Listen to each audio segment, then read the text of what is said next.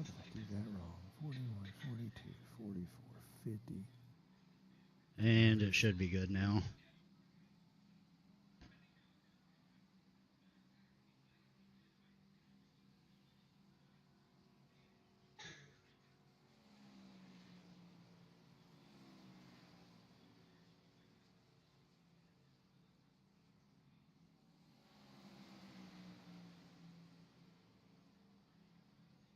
And we're live. Getting the URL right fast for this. All right, so we're good? Yeah, we're live. All right, I'm going to go ahead and start, and then they can just take out this beginning until we get ready. All right. I'm opening iRacing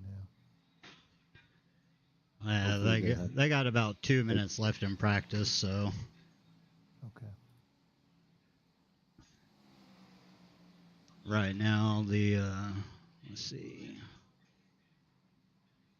It's Matt Tucker with the fast lap for practice.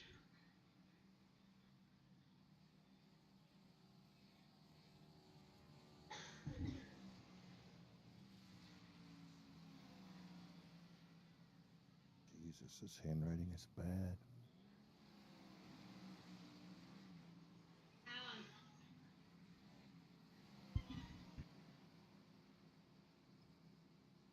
All right, you ready for me to start talking? What's your handle? Here, I'll post it in the. It's just my name. Buddy Sully? Yeah. Okay. All right, 3, 2, 1. Good evening, ladies and gentlemen, and welcome to MRL Wednesday Night Xfinity live on YouTube, brought to you by MRL Broadcasting. You've got the man in the booth, the legend MRL broadcaster, Mean Gene Money, here with my tag team partner, Buddy Sully. Thank you so much for stepping in, Buddy. Without Buddy, it wouldn't happen. In Buddy we trust. Buddy, how are you doing tonight, my friend? I'm doing fantastic. How are you doing, Mean Gene? Oh, I cannot complain. Thank you so much for stepping in.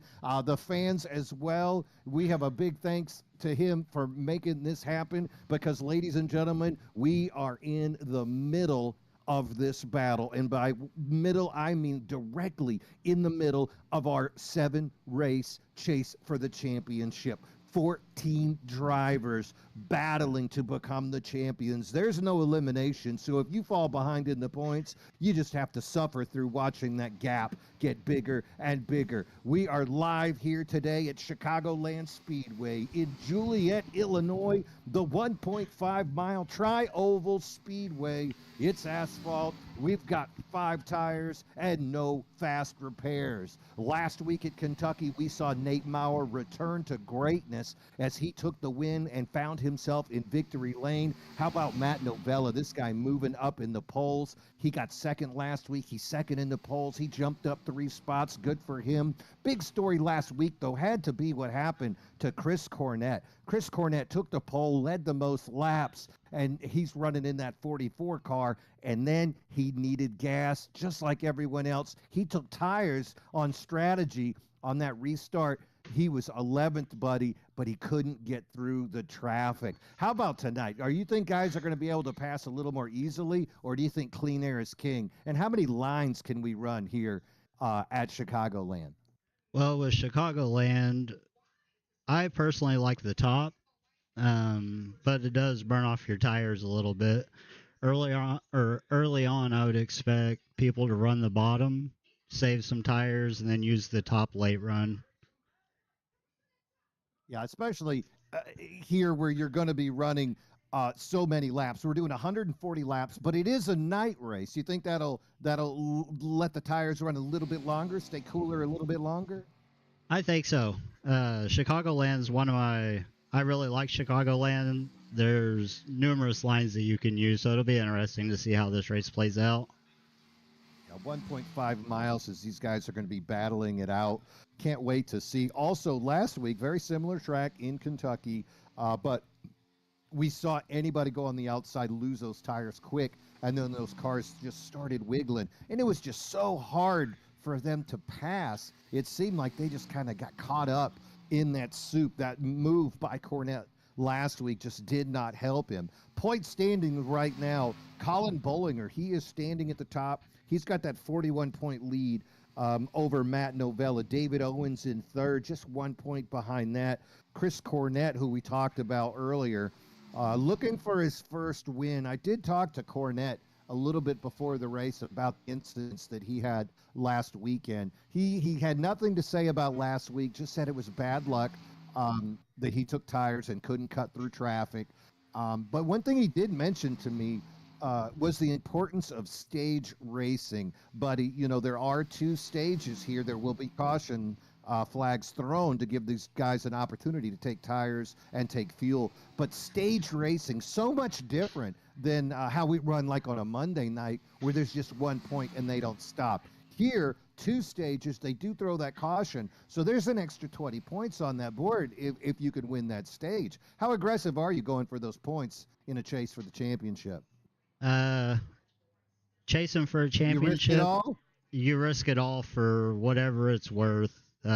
It's now or never, really.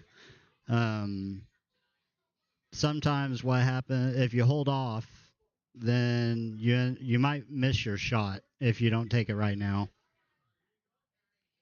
Yeah, and that's something that I've noticed watching the Monday nights where they do have the points awarded at that halfway mark, but they're not stopping the cars, and it's only 1 point. But here tonight, if you can win a stage, you're going to take 10. You're going to get 10 points, all the way down top 10, of course. Going to get all the way 10th place, taking 1. But it just makes it a little more aggressive. I think it gives you a lot more flexibility in that fuel window also. But isn't it funny how many times we see that gas strategy just come into effect, just like last week? How about here tonight? Stage racing. What do you think? 1 or 2 cautions out of the blue. We might see a name we're not accustomed to seeing, right? Absolutely. Fuel mileage, those fuel races, I know there's a lot of guys that do not like them, but there's some guys that wait for them. So it'll be interesting to see how the cautions fall. Yeah, Nate Maurer comes to mind immediately. Guys who do not like them. Earlier on, we saw him fall victim to some fuel run foolishness.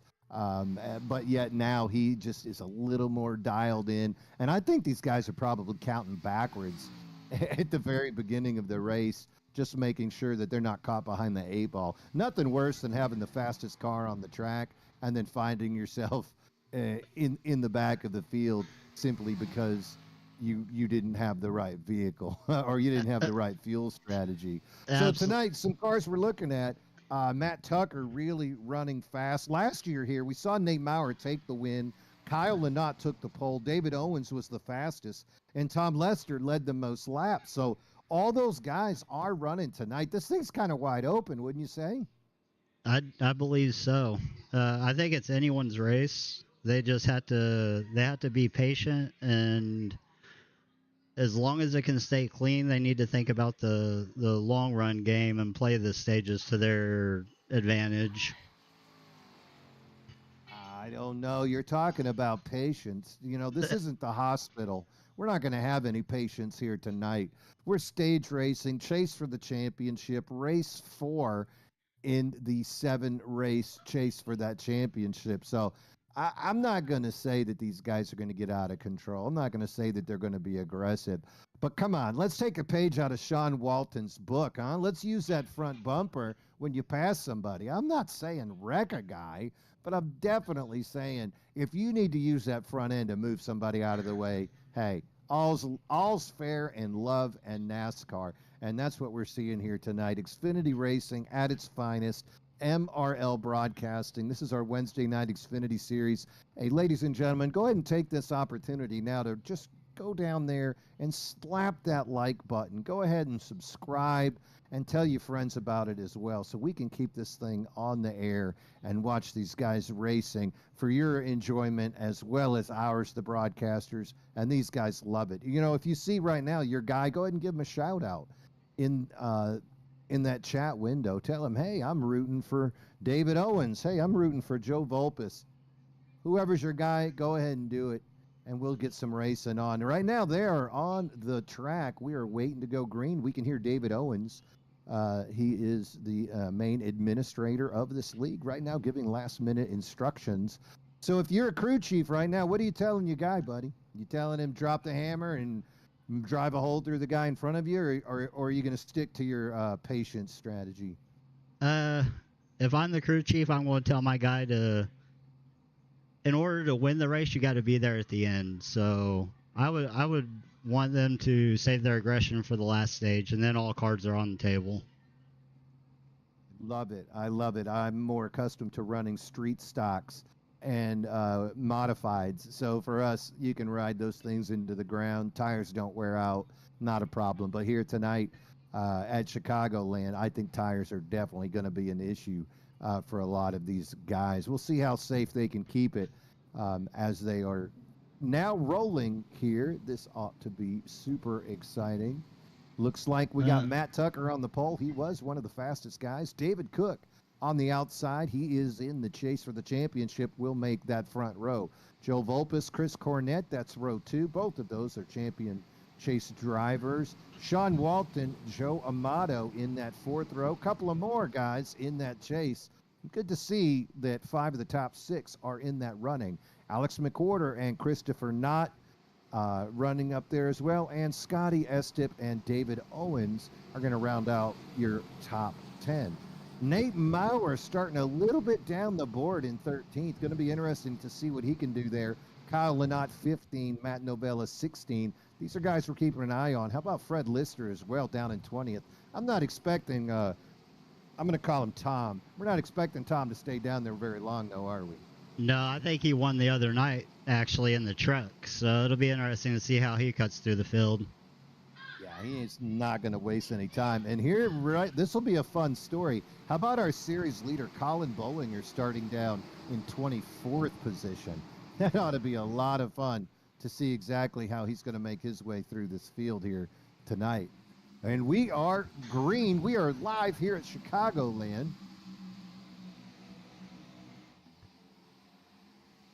Our side-by-side right now. I know Cook likes that outside, so it'll be interesting to see how he crosses over the 66. Yeah, especially since he's stuck on the inside. You can see David Cook in that blue and white 71. He just makes his way right on by. Looks like that kind of was given to him like a gift a little bit early for Christmas. But Matt Tucker, Tucker 3000, he's not going to waste his tires. This guy's a great driver rating. He's a part-time driver, but we see him running up in the front all the time. There's Chris Cornett. Chris talking about stage points. Another thing Chris wants, he's that driver of that 44. He wants a win. He's yet to reach victory lane here on that Wednesday night series. Ooh, and there is something to look at right there, buddy. How about Joe Amato and Sean Walton running side by side? How long do you think those two magnets can be next to each other before they collect something? Oh, there's no telling on that one. I was expecting them to go 3 wide there, so I was thinking some fireworks were getting ready to happen right here at the start. Well, those two guys right there, those are the Golden Bumper Award winners.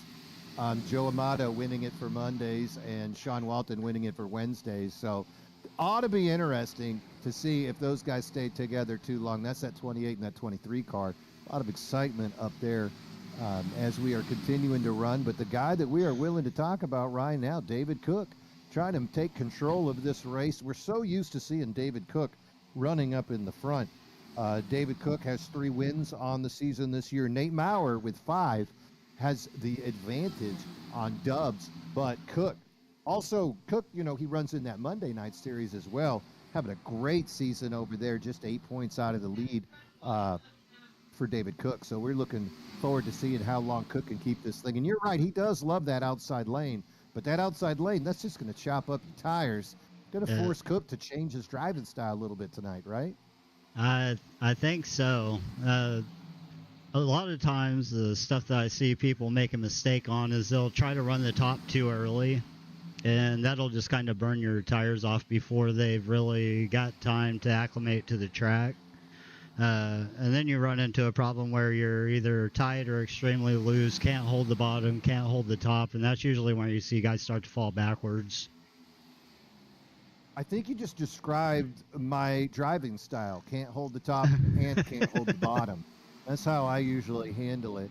I actually had my first opportunity to run the next gen cars last Sunday with Bonfire Race League at Charlotte. So that was some exciting stuff for Mean Gene as I was in the Oh, back of the field most of the day. But oh, had a lot of fun. Like running these next gen cars. Tonight, of course, we're running the Xfinity cars. And these things do handle a little bit different. I think the back end will come around quicker on an Xfinity than a next gen, wouldn't it? I think so. One of the things that I have struggled with trying to drive the Xfinity cars is you can drive off the right rear a lot more aggressively in the Xfinity car than you can in the next gen. So, since you have so much skew in the Xfinity car, I always seem to put the right rear into the wall all the time. Yeah, definitely interesting to see how they handle. And you can see by the finishing order of the drivers as well what they prefer. Speaking of preference, David Cook, he's found that outside lane again. That's where he loves to be. But he's got Matt Tucker 3000 right below him. Good side-by-side racing right there as Tucker. He tried to be patient. He waited a few laps, but he has reeled David Cook in just like a fisher in Cape Cod in the Atlantic Ocean. It's his time to pull him into the boat. Side by side right now for the lead, and I bet that's going to give Cornette an opportunity to close that gap. Behind them, you can see Joe Volpus. He's running up in that 98 car. Joe having a great day. He doesn't want to see the boss come Monday, so he's going to do his best to keep it up in that top five. Christopher Knott running real nice as well. He's in that 69 right behind him. But this side-by-side racing, that is exciting for the fans, and it's exciting for you and me. How about a little touch right there? Yeah. I think that was just a racing incident, but Matt Tucker going to let off after that one. I think the 66 got a little bit tight down there and started to push up into Cook. And then he let off. Funny to see. I guess once you got the air next to you, it just makes it really difficult. You're just kind of pulling into each other like a couple of magnets. That was what I was expecting when we saw Amato and Sean Walton side by side earlier, but Amato was able to he backed off a little bit and let Tucker just kind of go on his own way. Right now, lap 11, we are racing to lap 45. That will be when they will throw that first caution. That side-by-side battle gave Cornette the opportunity to close that gap just a little bit, and right now I can finally see that 44 has come into the picture, and I am watching now as these three cars are going to have a conversation. A little bit further back, we can see Volpus running on his own, and then there's a nice little three-car group of Christopher Knott, Joseph Amato, and Alex McWhorter running as well. So we're starting to see these little groups. Ooh, somebody touched the wall right there. Was that Tucker? Up there at the front. Yeah, it looked like he tapped it. I'm going to minimize your Discord so I can see that one as well. It's all big, my friend. It's all big.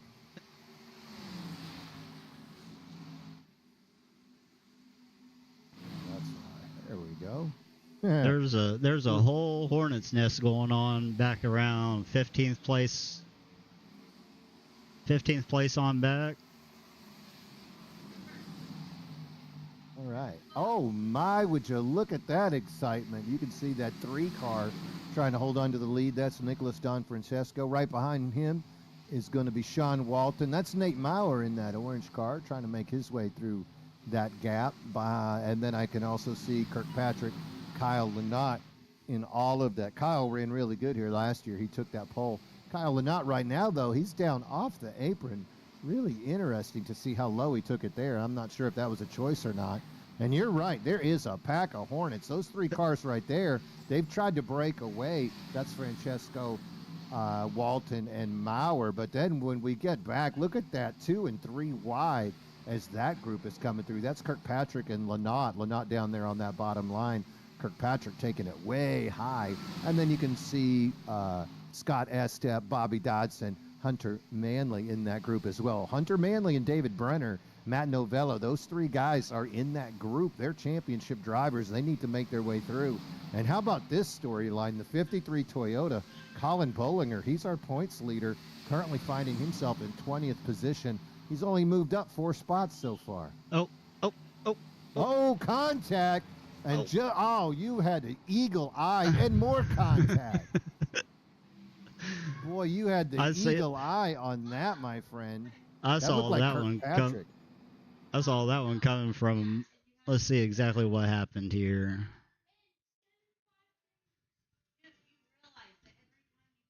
That's Kirkpatrick. He taps the wall. He comes back down into the 48 of Estep. Oh, and Manley gets 8 up in it. Look at Brenner up on the top of the wall thinking he's safe. Let's find out if he is or not. Oh, Kirkpatrick comes up to visit him. Oh, and that looks like you can't do that in certain states. Not allowed to take somebody like that. That's that 56 of Novella. Oh, and the 25 and the 26 just get together right there. That's 25. That's Jack Sanders. And Hunter Manley's at 26. Manley not needing that. And remember, buddy, no fast repairs here tonight. So all of this stuff could be super detrimental immediately, especially this early in the race. Yeah, this is going to be unfortunate for some of these guys, I think. And it was close racing. That wall and off you go, right? It was close racing, and just one little hiccup of someone tapped the wall, slowed down a little bit, and just a chain reaction after that. Yeah, that was really unfortunate. It looked like the 27 of Kirkpatrick, he just touched the wall, and then the 48 of Scotty Estep, he kind of tapped him from behind, and that's the 2 cars you're looking at right there. Well, he can't make up his mind where he wants to park that thing. Hunter Manley also in the pits, Scotty Estep, Kirkpatrick. A lot of pain and suffering right now. Those guys in the pit. That was on lap 16. That's going to bring our first caution of the day. That is a horse bath body wash moment right there, as somebody had a little bit of a squirt puckering as they tried to keep that thing on the track. Up front, though, looks like we still got David Cook and Matt Tucker will be that front row. Let's see. I don't think they're going to make a pit. What do you think? Lap 17. You just going to ride this thing out for a few more laps? I don't know. I think we missed all the pit stops because my timing showing everyone in the field pit and everyone from 12th on up all had 8 and 7 second pit stops. Oh, you are right. We were so interested in watching all of that A to B contact back there. You know, butthole to belly button contact. They did make those pits. Lots of 6.2 pits. Those look like 2 tire pit stops until you go back to the 13th position of Bobby Dodson. He had a 14-second pit stop. What do you think? That's going to be 4 tires, right? 14 seconds? I think so, yeah. I believe so. That's going to be a 4 tire. Some of these 6 and 7 seconds, it might be 2 tires or it might just be fuel only. They didn't have a whole lot of laps on their cars, but sometimes fuel only will take kind of about the same amount of time as if you took 2 rights. Well, we're going to see as this thing progresses exactly how these guys are going to play it out. Looks like the lights are off on the pace car. And this news just in, Jack Sanders, the driver of the number 25 Chevrolet, he has pulled it behind the wall. Jack has seen enough. His car is off. All right, pace car is off. David Cook on the inside. He's your control car. Oh, he slow rolled it, threw Tucker off. Great jump by Cook. He's going to bring Connolly with him. The 71 and the 44 up front. 66 recovers to hold 3rd position. Alex McWhorter, he's in that 15 right behind him on that bottom lane. What an interesting and crafty move by Cook, throwing off the field. And how about this race? Cornette not waiting. He wants that lead right now.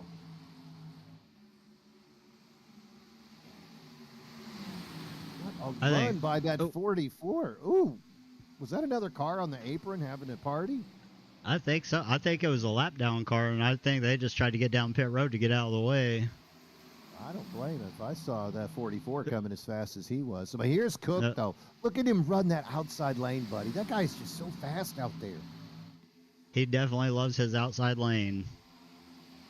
Yeah, I've heard people call it Larson's lane before, but I think it's Cook's lane. You know, Larson lane has a sharp right-hand turn in it all too often.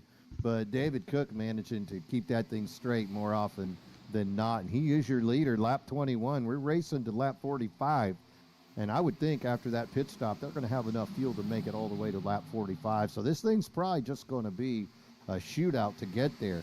Look how close now Matt Tucker, he has moved into that second place position, and he'd love to go back. Remember, Tucker did take the pole for this one tonight, but Cook running so strong. And look at this exit speed that Cook has. How long can he run on those tires out there, though, before issues arrive? That's what I'm always afraid of, running on the outside for too long. I usually burn up my tires that way. Yeah, and then you just start plowing up, and we've seen too many accidents occur when you start plowing up out of the track. Cornette still keeping it tight. He'd like to get back in there. You could see him cut down right there. He's in that 44 car. Now, a little bit of side-by-side. You know, Cook loves to see that. He'd love to see both those cars slow down. Cornette comes up kind of dangerous, but he holds it tight. That's not going to help your tire wear. Behind them, you can see Alex McWhorter now coming into that picture. And behind them, a couple of Joes, Joe Amato and Joe Volpus. And there he is, number 11, Zero Chill, David Owens coming into the picture. Owens, he's having a good year as well, currently third in points. So right now, David Owens is your top, your closest guy up there, him and Cornette keeping an eye on as far as points go. And you might be wondering, hey, where's our points leader at this point? Where's Colin Bollinger? Well, he's moved himself up into 12th. Really good driving back there by Bollinger as he's slowly cutting through the field after starting in 24th. So we're going to keep monitoring what our current chase leader is doing in points. But that battle up front, there's that lap car again. I think that looks like David Brenner, perhaps. Yeah, it's Brenner. Car. Yep, unfortunate for him. I actually had the chance to race against Brenner in that Sunday morning BRL series. That was a lot of fun. Those Sunday mornings, they're pretty fun. I've always enjoyed racing over there whenever I get a chance. Yeah, we're talking about the sister series, the MRL and Moonlight Racing League, and the sister series Bonfire Race League. You know, between those two series, buddy, you could pretty much race at any level on almost any night. Monday, Wednesday. Mondays we do Cup cars. Wednesdays, MRL does the Xfinity. Friday night, MRL does the modifieds. And then BRL, they're going to give you a Tuesday night truck race, a Saturday morning Legends, and a Sunday morning Next Gen. Oh, and then Thursday night, MRL does trucks as well. So I think that's almost every night except for Saturday night and Sunday night, right? Yeah, I think so. I think pretty much almost every day is covered. And I think both of these leagues are pretty open to new people. So if anyone has ever thought about running in a league, it's good places to start. There's a lot of guys that'll help, and if they are struggling or curious on how to get better or whatever, there's plenty of guys around both of these leagues that are open to helping. Absolutely. Reach out to the admins. Hell, bring your friends with you. You know, you can bring your team, plug it in right here. This is the playoff season for both the Monday and the Wednesday night leagues. So plenty of time for you to meet the drivers and get yourself situated, run some practice sessions with these guys, and you'll be all set up for that next season. Look up front, boy. Those three cars cannot figure it out. And behind them, look at that next group. That green car, Charlie McCarty, has now moved in. But if I'm that second group, I'm a little concerned because I can see that 28 and that 23 getting close together again, and that's like fireworks. Case Severe's moving up there too. Yeah, he's a heck of a driver. Jonathan Casabir currently up into that 7th spot, that number 6 car. I've seen him run on super speedways, and he is on fire. Now it looks like he's being shown all the way up into 4th. Wow, great run by Jonathan as he is underneath the 44. of Cornette. That second group really closed the gap. Makes me wonder, buddy, how much tires did those guys wear out with that side-by-side racing? I think they wore out. Caution. Oh, I think they wore out more than what they wanted to. Yeah, because that second group closed the gap quick. I have no idea what this yellow was for. Oh, it was Owens and Amato made contact, and then Amato. Oh no, was that Tucker?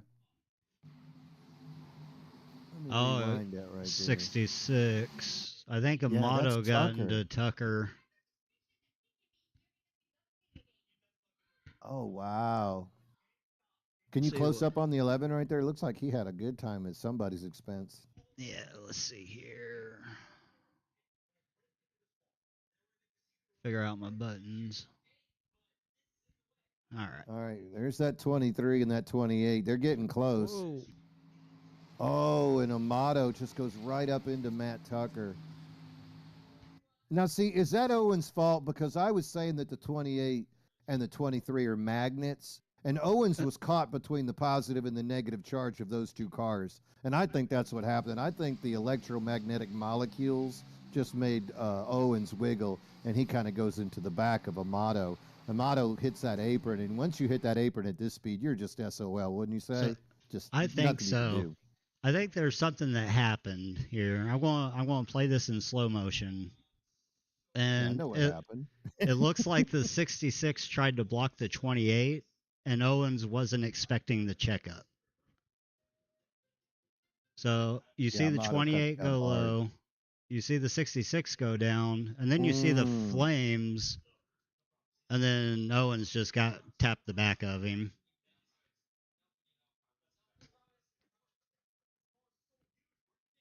I mean, Owens knows what's going on around him. If Owens hits the brakes at that point, I think he is going to be a sandwich, though. He's going to have that 23 drive a hole through him.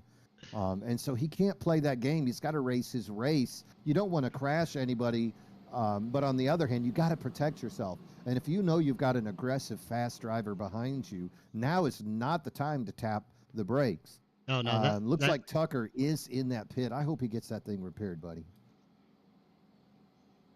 Yeah, it looked like a good bit of contact, but hopefully it was more even on the side of the car to where it doesn't mess up one of the corners. I know that's something that I've struggled with, is where the either the front corner or the rear corner or the spoiler or something will get messed up, and then that throws off your handling all sorts of different ways. And here we go. Now it gets interesting. We're on lap 32. That was our second caution of the day. We're on lap 32. There's 13 laps to go. Probably going to get, 11 or 10 green flag laps in here if there's not another caution. And now we're looking at pit strategies. We're looking at who's coming in and who's not. Previous guys leading this race, looks like they came in. You can see Cook pitted. You can see Vulpes pitted. You can see Nate Maurer pitted, but look at the guys up front not pitting. This just in, looks like Bobby Dodson, driver of the 32. He is behind the wall, and he is going to call it a day. Also, EOL penalties are coming out like cookies for Santa Claus on Christmas morning. Aaron Espy going to get him one, and he's the driver of the 13. And Joe Amato going to get him one as well. I guess he should have just driven a hole straight through Tucker instead of cutting down in front of David Owens. That's an argument I think we've heard a lot of drivers have. You know, you're at a higher speed and you're blocked, but there's a lane of traffic behind you. You want to cut down to keep that momentum, but if you're causing an accident, I think the Owens. Oh, and a contact, the 30 and the 66 for whatever reason making unusual contact. Did you see that? See here what happened right before we go green. Even Brian, that's live on my screen. I think that was an accident. I've never seen Brian be aggressive. And the 66 just bumps him in the butt and let him know, hey, pal, I was there. Nobody hard enough to wreck anybody. Hopefully that's not something we're going to see escalate. It'll be something we'll have to keep our eye on. Yeah, that was neat. That was neat. I've yet to see Tucker or Brian get involved in anything like that. So really curious, really curious. No chatter on the radio between the two of them. So I think that was just a little accident. I think Brian was probably just coming down the track. All right, we are going green again, live here. Scotty Estep currently being shown as your leader. He's in that 48 Jimmy Johnson throwback. Behind him, you can see Cornette cut up to the high part of the track. He'd love to get back up into the lead of this thing now that Cook and those other guys are out of his way. Jonathan Casabier, Alex McWhorter. So Estep, he is the surprise in those top three cars. I could see McCarty in there in that green car. How about Sean Walton make his way up to the front? David Owens didn't look like he took any damage because he's up to speed and running up there. And here's a name we've been waiting to say. How about Robert Babcock, the Rooster? He had back-to-back wins that last regular season race, and then he won that first race of the chase for the championship to put himself up at the top. So a lot of pack racing going on right here. McWhorter really showing some trust getting that close to Walton. Cornette thought he'd come up and get in front of Case of Beer right there. That was almost a precarious situation. Look how tight that group is right there with Lynott, DiCenzo. Really exciting racing right now. Nate Maurer really chatty right now. Wonder what's going on with Nate Maurer running back in 18th spot. It looks like he's stuck 3 wide. Yeah, he's probably like, don't kill me, guys. I'm not trying to, I'm in a chase for a championship. Don't be a butthead. And, of course, they're 4 wide behind him. So, I think that was Lynott, the guy. He knew it was going to happen. He was chatting. He probably was telling the guys around him, calm the hell down. Nate Maurer, veteran driver, he probably smelt what the Rock was cooking, and it was not good. It was not professional wrestling Rock, but probably crack cocaine Rock, and that's where you saw the accident occur. See what happened here. He was warning him for a while, buddy. Yeah, I think this was trying to happen for a little bit. Let's see. Yeah, Mauer's still chatting right now, talking about how it looked from his perspective. That's David Cook in that 71. Oh, my, that's championship material. That's Lynott in that white and teal car in the middle. Cook on the bottom in that 71, and that's the 3 of Don Francesco coming on the outside. Lynott rides up high. Looks like it just wasn't like clear. A couple of and here comes Maurer. Oh, good for him to get through that hot mess. Oh, no. Who's the 957? Andrew Alverson. Yeah, Alverson. He's running in his 3rd race here in the Wednesday Night League.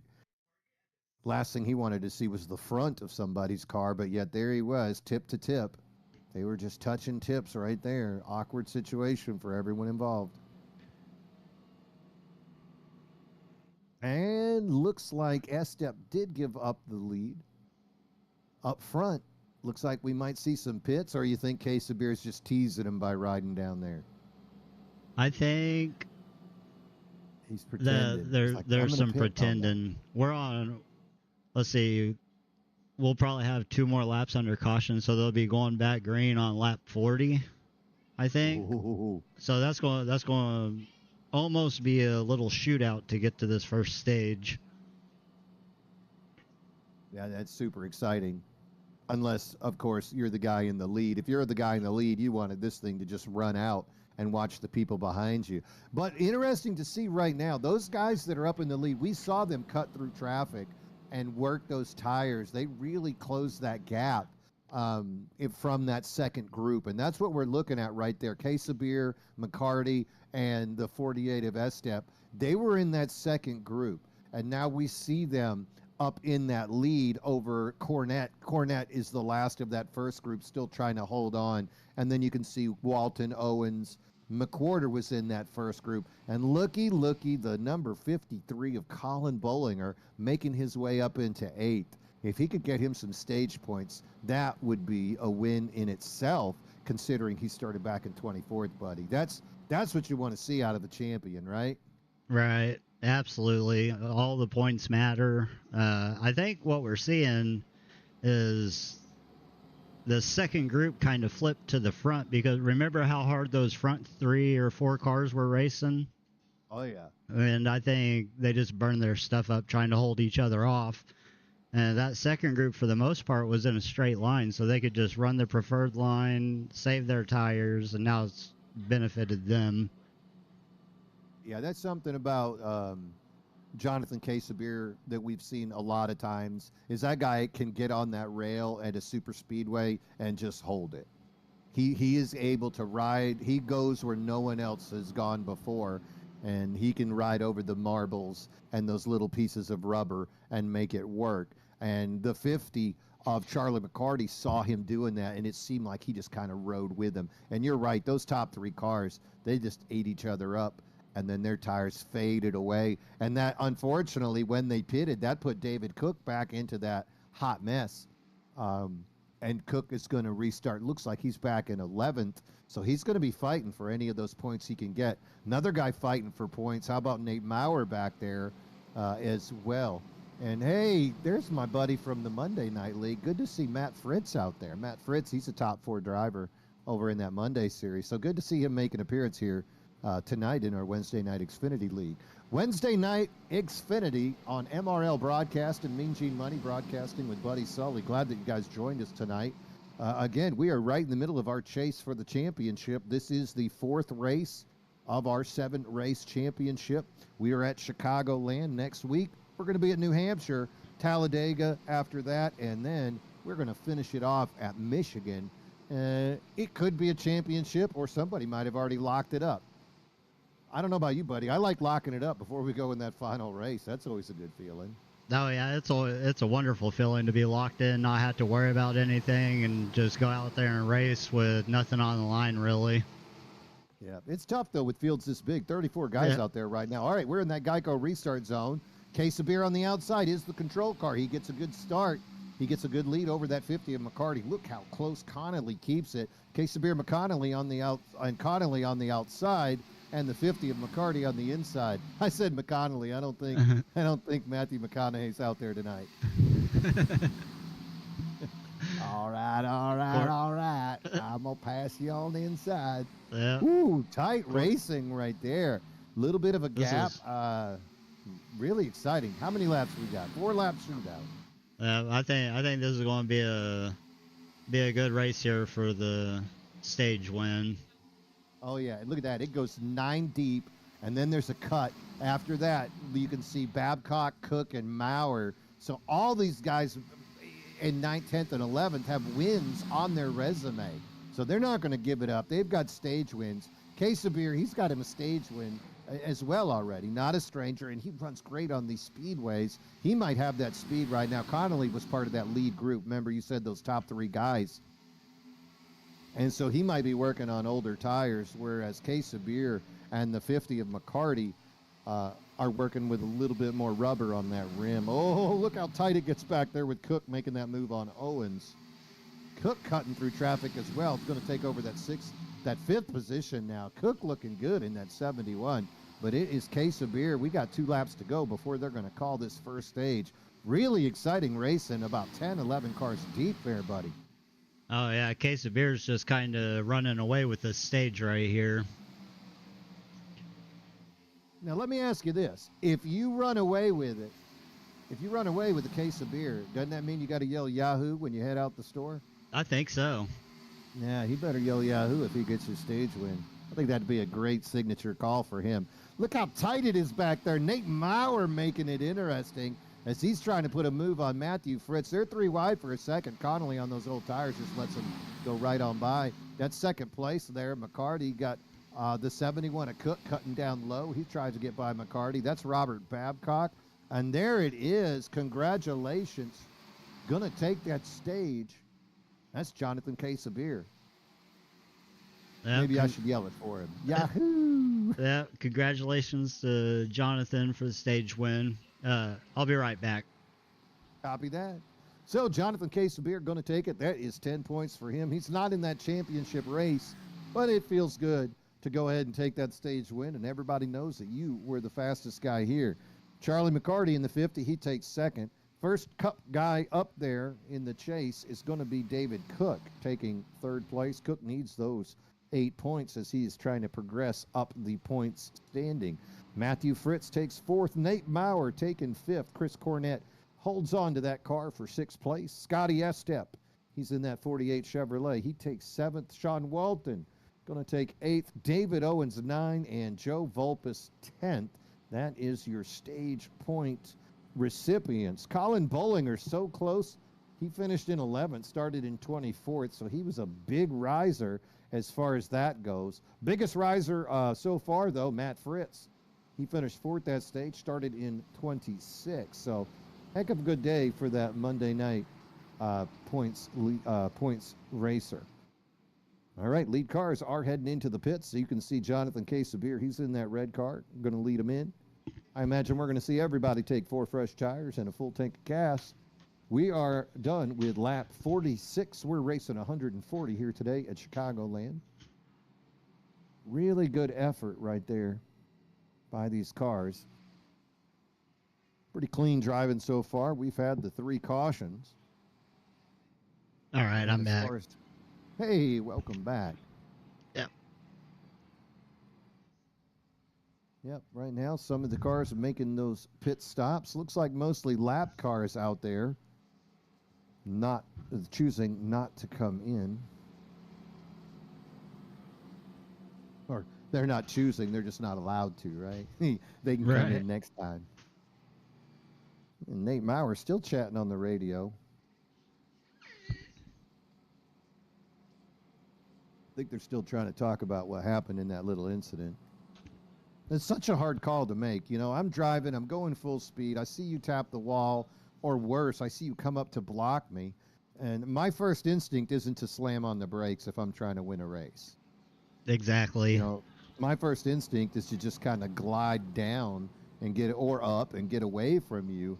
But when you've got 2 cars, 3 cars drafting directly behind you, that just creates all kinds of incidents. And we did see Joe Amato, the 28, was given that EOL after that little incident with David Owens. And if I'm Owens, you know, I'd rather tap you lightly with my front end than take it full on right in the rear from Sean Walton. You know, nobody wants to take it in the rear. Oh, no. It's definitely uncomfortable. Yeah. You know, nobody wants to do that. Yeah, good racing here so far, though. I think things that we've taken away from this is it is better to play the give and take game than it is to race that side by side early on. I think we saw them with that 5-lap shootout, so maybe that's the number, 5, because Casabir just kind of launched, so maybe you just play nice until the final 6 laps of a stage, and then you cut loose. Because he just had the car there, didn't he? Oh, yeah, he absolutely drove away from everyone. Unfortunately, I wasn't watching too much of that because I was watching all the other stuff happening in the back, so I don't know if it was second and third place trying to race each other that caused it, or if he was just flat out that much faster than everyone else. I don't know. There's only one way to find out. Let's see if I can find him up here. Wow, look how big these groups are now. Oh my gosh, he is so far up at the top it ain't even funny. All right, MC Motorsports. I'm going to pull him down. All right. He's probably wondering what's happening right now.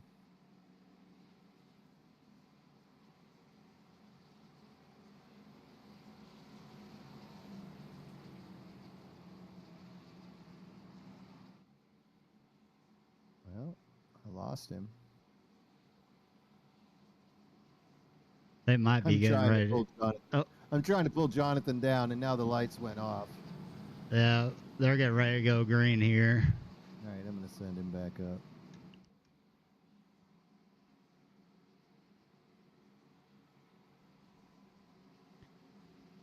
Looks like Matt Tucker maybe we'll talk to him again later. Matt Tucker recovered from that little incident that he had with I don't remember what incident he was in. Was it Brenner? And Yeah, you're right. That second caution that involved him, where he was the unfortunate accident. Looks like he's Oh, got. and this just in, Hunter Manley parking his car. That's devastating. Manley running 12th in points, and we are going green. It looks like Matt Tucker 3000. He is in the lead. He gets a heck of a restart. Christopher Knott in second. Behind him, Joe Amato. He's recovered from his early incident, that EOL, to run third. And there's David Cook. Cook is running on new tires, or I'm sorry, Cook has a full tank of gas, so doesn't have new tires, but Cook running in fourth. Looks like he's going to get by Amato on that outside. So he is a guy we're going to look at. And there's a caution, buddy. That is our fourth caution. Oh, Didn't looks take like him long, did it? nope. I think the aggression's stepping up a little bit. See what happens. Oh, McWhorter and Babcock.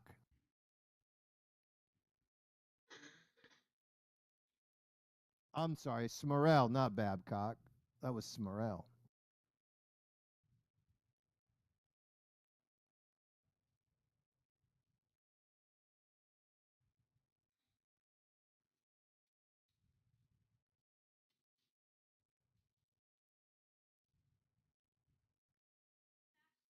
No, maybe that was Babcock. Yeah, but it was Yeah, that was Babcock. Babcock. Ooh, so the Rooster gets involved. And who's underneath there? So that's McWhorter, and that's the 57. It looked like Tommy Fox might have also got a little piece of the action. Yep. Let's see here. And hey, let's all go down pit road. Let's all go to the lobby. Let's all go to the. Oh, yeah. Yep. It was the. There was a couple people that kind of got collected in that a little bit. It did, and then deeper too after that.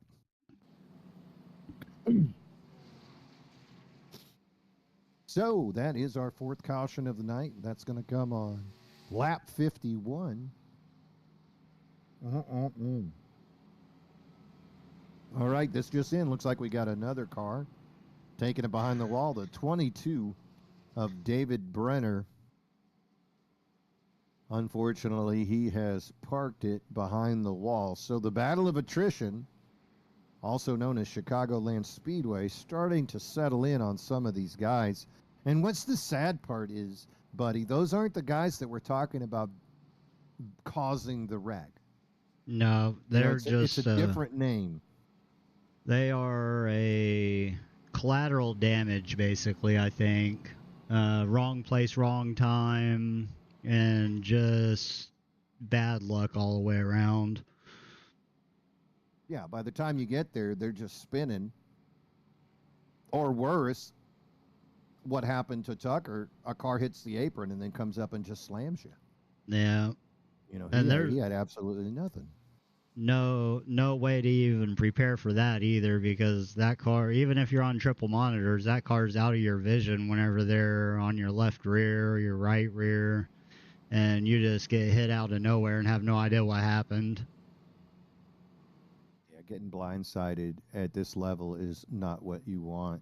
So we're looking at a lot of guys chose not to take tires on that last after that last stage break. That stage break 7 laps ago, and we can see so many guys. And then we got some other guys that came in and took fuel again. So looks like people are playing games and taking chances with tires right now, buddy. But what's that old saying? Play stupid games, win stupid prizes, right?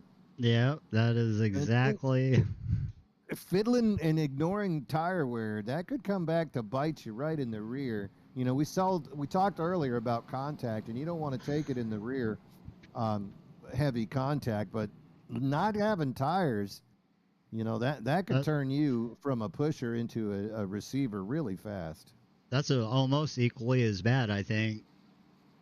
Not having because then you don't know what you're going to do. You could start plowing. You could be the cause.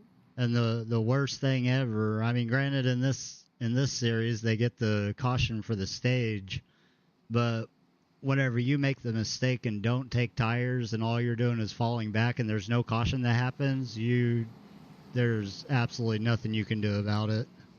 Mm-mm. And if that other guy took 2 tires and they're splitting you down the middle, it's suddenly 3 wide. These corners are tight. You know, Monday we raced at Indianapolis, and you're looking at an eighth of a mile in the short chute. You're looking at an entire quarter of a mile going around each of those turns. These turns are not that long, so you're really pulling that wheel, chugging that wheel to the left.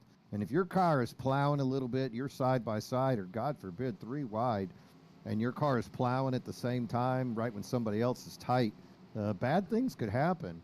All right, lights are off that pace car, so we will be expecting them to go green next. Looks like Matt Tucker. He chose to stay out. He's 17 laps into this run.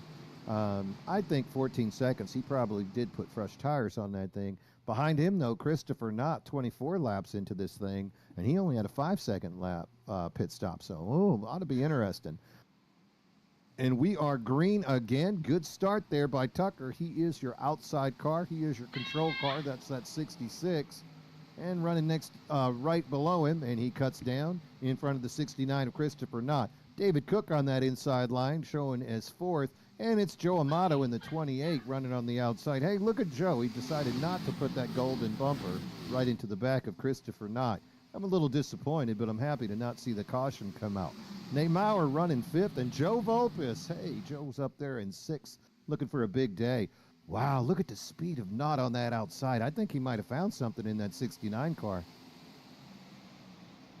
Yeah, that outside, you can carry so much momentum at a lot of these 1.5 mile ovals and stuff. The top is just, it is so hard to attack, I guess. Mm-hmm. If you're defending a spot, you definitely want to be on the top because you're going to have that momentum down any of the straights.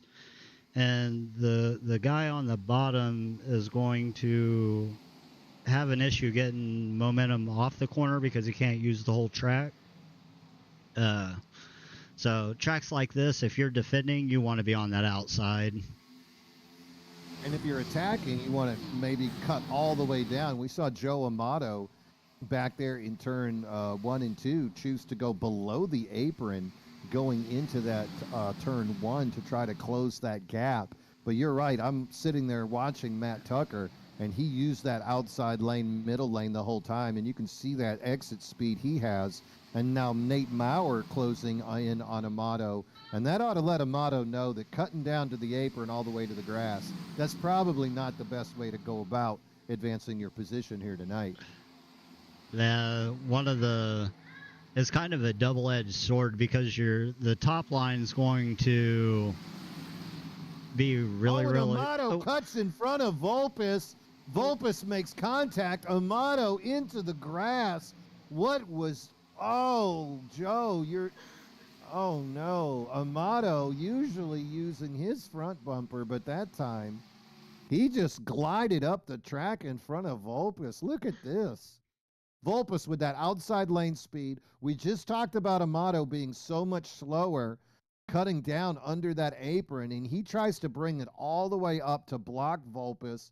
Volpis had Jay's case of beer behind him. Even if he wanted to let off, he'd have gotten plowed by the 6.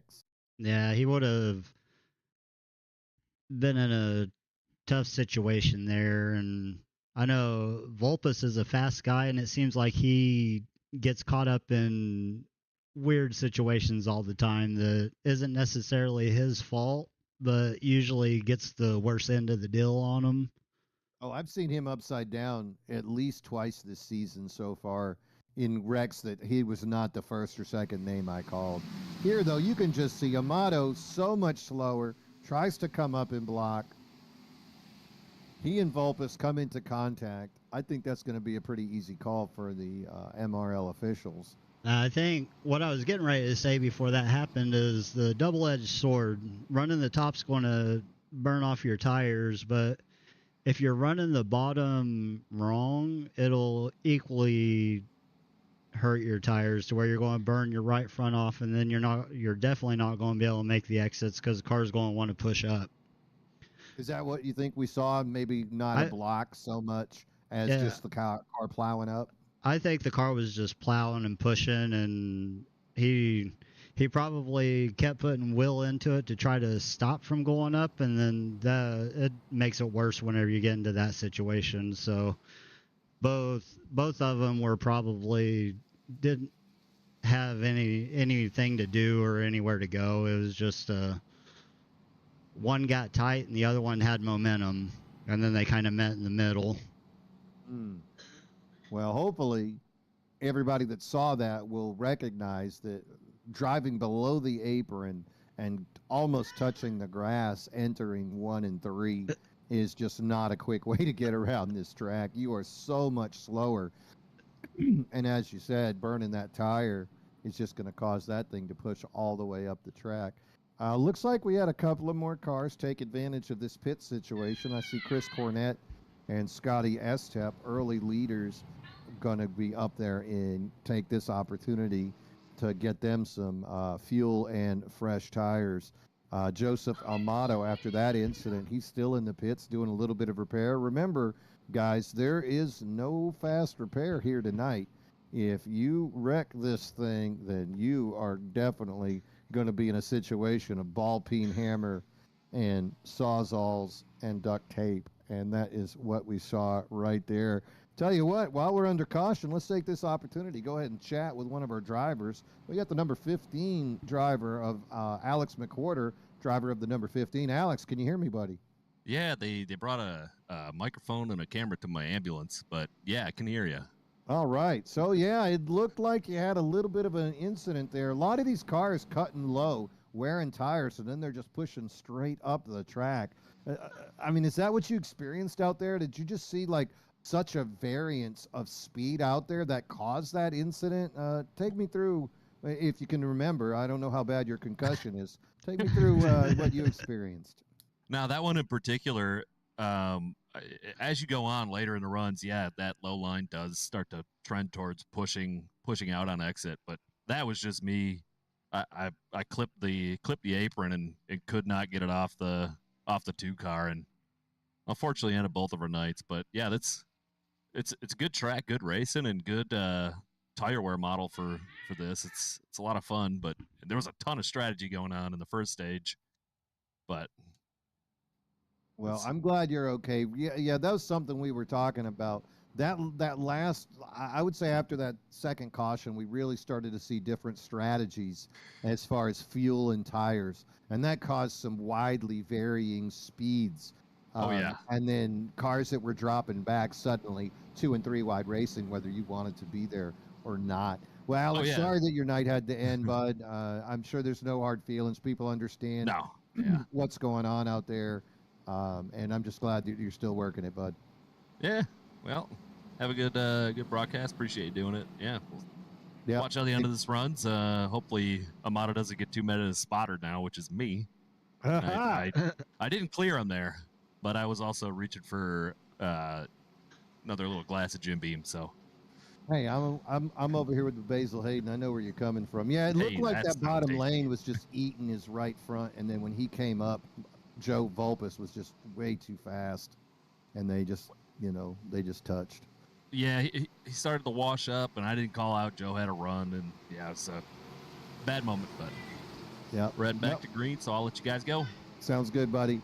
All right, that was Alex McWhorter, driver of the number 15. We're back to live, and that is Christopher Knott on the outside.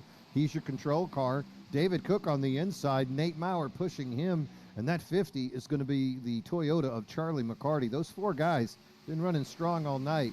And let's see what they can do. 5.5-second pit stops for most of them.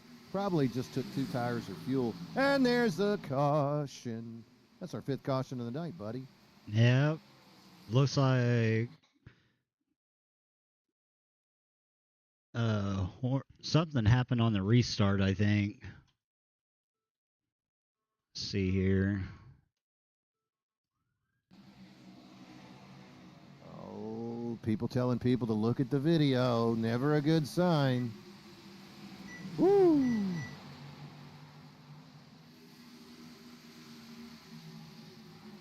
It was a wreck, but there was no contact with anyone, I don't think. No, it looked like he over-adjusted to avoid it, yeah?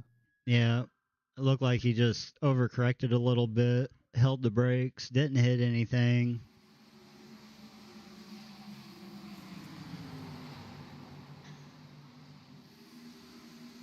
Who is that? Is that Amato again? Yeah. That poor guy. He's Was, having a hell of a day. Now remember, MRL did implement rules on the Monday night series that said if you are the cause of 2 cautions, that you're going to get a black flag and get a drive-through penalty under green. And if you're the cause of 3 cautions, they're going to click that DQ button right next to your name. So going to be interesting. I'm not sure exactly how many times the finger has been pointed at the direction of the 28 car, but we definitely have called his name a few times. So this ought to be fascinating to see how MRL officials are gonna rule on this and see if we get a black flag penalty for the 28, or if he was a victim just trying to avoid an accident. Actually, he did. Look at that. Joe Amato was black flagged last time.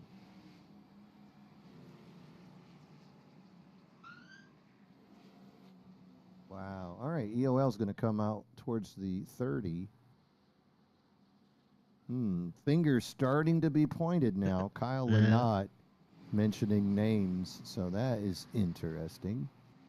Kyle Lynott usually a pretty calm driver, so. But remember, ladies and gentlemen, when you point a finger at someone, there's 3 fingers pointing right back at you. So you got to keep that in mind when you start playing the blame game. Unless, of course, you're in the announcer's booth, right, buddy? oh yeah, then you could just call it however you think you see it. We get diplomatic immunity up here. Well, let's see how many people are going to take the opportunity to roll down the pits. It's been 34 laps since Christopher Knott came and made a visit. 18 laps for the next 6 cars, and then about 20 laps or so for Kevin Brower. Kevin Brower running that number 7 Chevrolet, currently being shown in 8th place. Good to see KB up there in that top 10. So we'll see what kind of strategies people start to run. Victims so far, though, Hunter Manley shown in 32nd and out of the race. He's one of our chase guys. David Brenner being shown in 31st. He's out of the race. That's a chase guy. And the Rooster, Robert Babcock, in 30th, and he's out of the race. So 3 chase drivers out of the race. And then Joe Amato, that's another chase guy who's, golly, he's got more scuff marks on him than my Air Force Ones in high school. So he's definitely showing us the power of the elongated repair.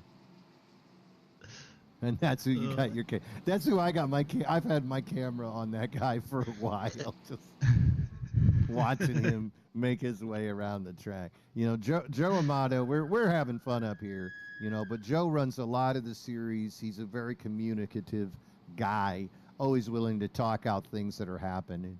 And let's face it, you've got to drive a little bit over your head if you think you're going to make a championship run.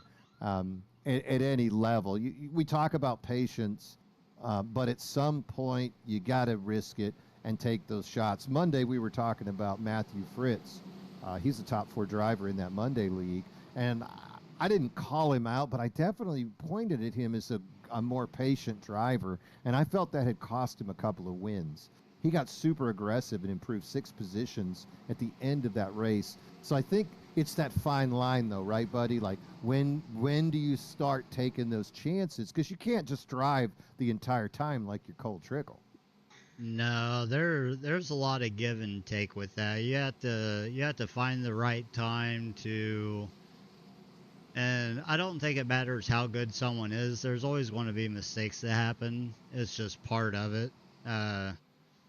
Especially whenever you're racing guys like Cook and Maurer and a lot of these Owens, a lot of these faster guys, you just have to take a risk and hope that it works out, and it's not always going to work out every single time.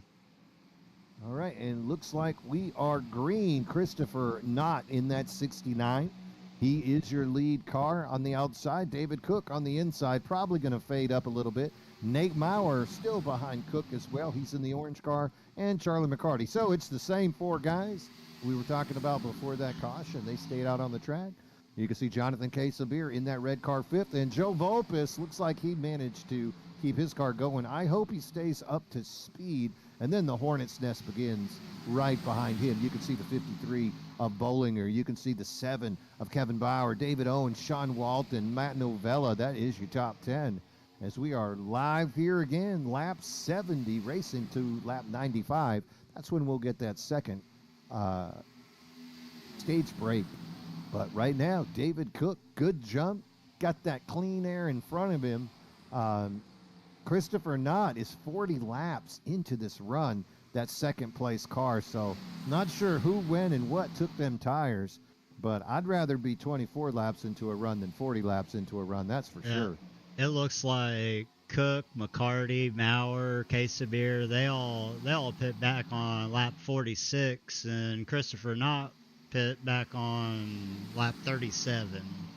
Hey, speaking of pitting, there's a caution. It's going to be our 6th caution of the day. Oh. Ooh, and it's Kevin. Oh, no. People losing hoods. Oh, that is terrible. All right, looks like Kevin, KB, and Owens. Yeah, KB plowed up the track, tapped Owens. Walton gets eaten up in that mess. Oh, Lynott. And looks like Smurrell as well. Oh, terrible. That's unfortunate for those guys. And They were look just trying to... Look at Owens just get away, too. Look at Owens drive away. Those guys were running the top and just really had nowhere to go. If you go back to that replay, look at Owens. He just manages to make his way right through that mess. Yeah, Owens is in that black and purple car. You can see him right in the middle. KB kind of comes up the track, the 7, hits the wall, taps Walton, and look at Owens just kind of make his way through it. I want to, let's see, who was that they got?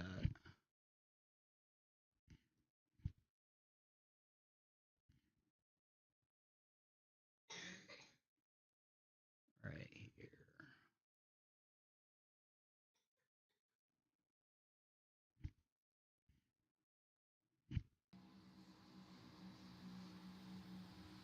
And these are the people that really get ate up right here in the back. There's no... Oh, barely tapped. He went under that car, didn't he? He did. He almost escaped it, but there was just enough there to kind of get the front end and pop the hood up. Wow.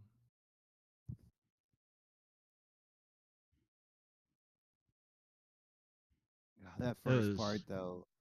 Look at this. Excuse me. And then just tapped Walton. There's the button I was looking for. He was so close to being scot-free through that.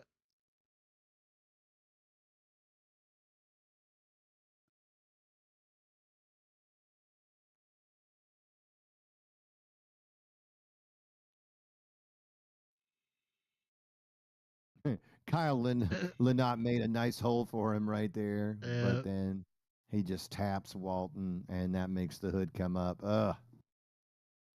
That's unfortunate for Chris. Yeah. He was right in the soup most of the day, watching the crashes around him, and then finally he is just caught up in it. And look at this storyline continue. The guys up front not wanting to risk it. I think that aggression level is just so high right now, buddy, that it's worth just staying out there. Hey, my tires are 28 laps old. Heck, they might even be older if they just took 2. But I don't want to get back in that mess. I don't want to go back. I like what they're doing. 7 and the 5 both out. 7 and the 5 both are behind the wall and out of it. I like their decision to stay up front with how it's a hornet's nest back there. And I know in the past I put myself back there more than once and instantly regretted it. So I like these guys staying out, I think. Your question is, how much further can they go on fuel, especially Christopher Knott? He's 44 laps into this run. Currently, we're on lap 74. Lap 90 is our target for the end of this stage. I would think not for sure is going to have to come in. I would think everybody would have to come in except maybe what, Cornette. He's 14 laps into this thing, but he's running back in 10th place. So Possible. maybe Cornette can pinch another 15 out of it. But those other guys, it's going to be tight. Yeah, I never did check to see what the fuel mileage or anything was for this race. So I don't know how much. We've had enough cautions. I think they've been able to save enough to not have to worry about pitting under green. So maybe in this second stage they've had enough cautions to save enough fuel to get to the end. Well, it'll be a surprise for all of us. Right. So see how it's going to work out. David Cook looked like he's going to pick that outside lane. Not a surprise. He loves that lane outside. Going to have Christopher not under him. That ought to be a little bit scary considering the way these older tire cars have started to push.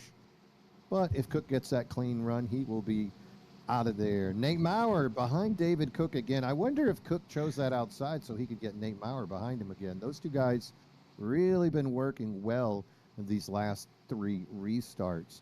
The 50 of McCarty is in 4th, so still those same 4 cars, buddy, that we've been talking about all night, or at least after the first stage, still being shown in your top 4. Joe Vulpes up there, and we are green again. There goes David Cook. What a jump. Drops down to the outside as quick as he can. He's got Christopher Knott underneath, right behind him on that low line. Charlie McCarty, he's that green car being shown as the 3rd car on the inside. Nate Maurer running that outside. I guess he don't love his tires, or he's just been forced up into there for a little bit. Great racing. Nate Maurer showing that speed. Going to sneak on by McCarty. Jonathan Quesabir going to come into the picture as well. Behind them, you can see Cornette and Vulpes, and then David Owens right behind him. Colin Bollinger, that is your point leader. And Robert Hissong. All right, how about that Michigan driver up there in the top 10? First time I've gotten to call Robert's name. Hey, welcome to the league, Robert. Good to see you, my friend. I'm wondering. I'm sitting here. Remember the end of that last stage where Quesabir got that huge, massive lead? Oh, I don't know what happened to Cook. Oh, Cookie coming down all of a sudden. He's got to pit. Wow, that was out of the blue, extraordinary and unusual. David Cook choosing to pit under green rather than under caution. I'm going to put an asterisk to ask him about that when this race is over. That was definitely it caused a whole bunch up here with all these guys. Well, it was strange because we saw Nate Maurer tap the wall coming out of 3 and 4, or coming out of 3, and that kind of messed things up a little bit. And then all of a sudden, Cook cut down. Oh, Cook got black flagged. Oh, did he get a black from the start? Oh, so Cook got a black flag. And that is going to put him way downtown bang. Luckily for him, though, we do have caution. It's going to cost him stage points. But they'll show a caution at the end of that stage. Let's go back up to the front right now. He is faster, quicker than a hiccup. That's Jonathan Quesabir right now laying it down up in first place. Chris Cornette right behind him. Cornette needs those points. Christopher Knott, 69, running in 3rd. Nate Maurer, he recovered from that wall tap, running on that outside, right above the green car of Charlie McCarty. And you can see David Owens, Colin Bollinger coming into the picture. Right behind them, Joe Vulpes and Matt Novella. So Gulf Coast Racing making their presence felt. And then you can see the 029 of Robert Hissong, and that is going to be your top 10. Right now, though, this battle, 9 laps to go here in this second stage. Going to race to lap 90. We are going to full 140. That's 70% of the track length that they would usually run this race tonight. But the question is, how many more laps can Quesabir squeeze out of that car? I think you're right. I think because of the cautions, he should be fine as far as fuel goes.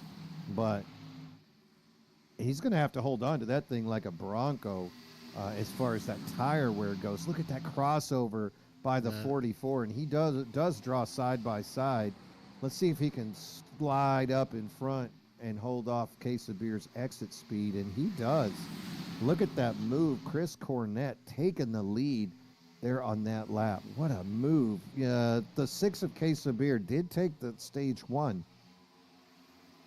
And Chris Cornett would love to take it back. And look at this little crossover move. He's not going to have the speed. I think that exit speed of Cornett is going to hold him off. 7 more laps to go, buddy. This is a great racing up front. Oh, yeah. You got... Ooh, look at Kyle Lynott and Charlie McCarty. And that's almost 3 wide. But oh, and they get a little wiggly back there. That's Nate Maurer. He doesn't want anything to do with that. I thought Maurer was going to go around right there. I was seeing it barely out of the frame of my camera here. Oh, that's tight too. Look at Maurer. He's got Tom Lister and Joe Volpus and Novella behind him. Hey, but you know what? There's a guy right behind him. Joe Amato is in that hot mess as well. So this is some exciting stuff for this third group right here. Nate Yeah. Maurer, though, his car appears to be going the wrong way, buddy. I think him getting loose kind of, I don't know if he's backing out because he don't want involved in all of the shenanigans, or if maybe their tires are just at that limit to where there's nothing that they can really do. Yeah, he's got to hold on. Another guy needs to hold on is David Cook. After that black flag, he's 24 seconds behind the leader, which means he's 7 seconds ahead of the leader from going a lap down. So he needs to make sure he runs smooth these next 4 laps. Good jump, though. Good gap now for the 44 car, trying to hold on. Case of Beer running in second. And then you can see Owens and Christopher Knott behind them. Little wiggle by Case of Beer. And then Colin Bollinger coming into it. And Robert Hassan, Tom Lister, Matt Fritz, Matt Novella. That is your top 10 right now. All these guys want these stage points. But to do that, they're going to have to hold on to these Broncos. Uh-oh, Case of Beer going down below the apron. I thought we agreed that wasn't the way to go, buddy. It can. That's it a could be tire risky. killer and a car Yeah. pusher. Oh, my Lord. Look how tight those 8 cars are right there. Throw a blanket over all of them. I know. And you know who's happy to see that? It's Chris Cornett. He's like, hey, guys, y'all can have pillow fights and blanket parties back there all you want. Let me just run this thing out. 3 more laps for him, 2 after he crosses. I don't know what happened, but Cornett, he has 14 lap fresher tires than everyone behind him. My thing shows that he last pit on lap 60 and everyone else was 46 and 51. Mm-hmm. And he probably, 5.4 second, probably took right sides? It looks like it was a 6-second stop, so yeah, probably just right sides. Yep. Good for him. And behind him, you can see now Owens and Bowling are coming into this. And now they're 3 wide. Owens on the outside, Case of Beer in the middle, Bollinger on the inside. Boy, Owens is showing some serious testicular fortitude to keep that number 11 Toyota wide open on that outside on these older tires. And that exit speed pays off as he's going to get by that group. Now Colin Bollinger trying to get by Case of Beer. Case of Beer has that exit speed, though, riding that higher line. Christopher Knott coming into the picture. So a lot of 3 wide racing, and that's going to let cars break away. And there she goes, and your stage 2 winner, Chris Cornett. He needed those points. He and I talked about those points, and he brought it to fruition as he pilots that 44 Chevrolet to the stage win. Hey, how about David Owens going to take second? Points leader Colin Bollinger third. Jonathan Case of Beer, he follows up that stage 1 win with a 4th place finish here in stage 2. Good for him. Christopher Knott. Hey, Robert Hissong. He piloted that 029 Toyota to 6th. Charlie McCarty 7, Matt Novella 8, Matthew Fritz 9, and Tom Lester is going to round out your top 10. So looks like Nate did fade a little bit there at the end, buddy. He finished 12th that stage. Yeah, I was too busy watching that stuff up front, so I don't know if that's a was intentional or if it was just a tire situation front. Because I know a lot of these cars, once you get loose, it kind of destroys your tires. And he definitely got loose. Yeah, that's what it looked like happened. I mean, and heck, these guys were running, you know, the best laps are 30.8, 31 seconds. That last lap right there, those guys were running like 38 seconds. So they were all off of the pace greatly, and I think it's more about tires than fuel at this point. So here we go, leaders all coming down. They're going to take some freshies. I'm keeping an eye on that eye of 44 of of Cornette. We're going to see what he does as he's going to set the pace for this car. I'm looking on my blimp view. There he goes up on that right side, taking fuel. The invisible pit crew running around the front now. Going to lift it up on that left side. And away he goes. 14.5 seconds. That's a good pit stop right there. And David Owens going to stay right behind him. All right, let's see. Depending on how high he is, maybe I can pull Cornette down. Oh, he's in a channel by himself. Poor guy. He's got no teammates. Let's see if I can pull him all the way down.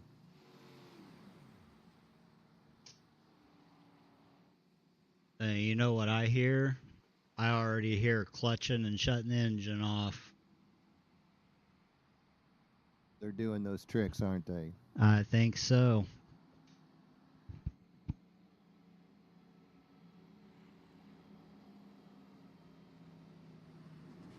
All right, I think I got him. Hey, Chris Cornette, can you hear me, buddy? 10-4, I got you. All right, man. We talked about it before this race, stage points. And you did it right there. I thought you had a good shot in stage one, but you brought it home stage two. Great run. Yeah, no, I pushed too hard first in the early stage and just weren't bringing up. I was a little bit more cautious in saving my tires in stage two, and there at the end, with about 25, 20 to go, I started pushing it. Yeah, we saw that first stage. You didn't have a choice, though. There was like four of y'all running so fast, racing each other, and then that second group kind of caught up. Nothing you can do. You learned that lesson, though, that last stage, and you had fresher tires than those other guys. I mean, even if it was just the two tires, definitely could tell, and you piloted that thing, man. What's your strategy going in here at the end? Are you counting backwards already? Yeah, I'm trying not to count at all, but just basically the same thing I did at stage two, just save my tires and try to make it, if we get a good long run, last a little bit longer and get that one last good pit stop in and try to bring this cancer awareness Chevrolet home in victory lane. All right, man. Well, we're enjoying the show you're putting on right now. Keep it up, and hey, avoid them two cars if you know the two I'm talking about. Don't get near them. I hear you, 10-4. All right, we'll talk to you in a little bit, Chris. Later. I have no idea which two cars I'm talking about, but that's good radio, right? Right. That's all good.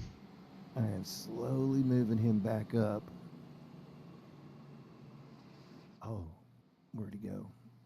And I lost him. I put him somewhere where I don't know.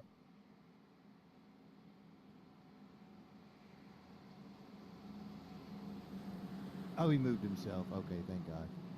He went back to the channel by himself. He's a loner, a lone wolf. He needs that on his front hood. All right, so after that round of pit stops, looks like Chris Cornette is going to be shown as your leader still.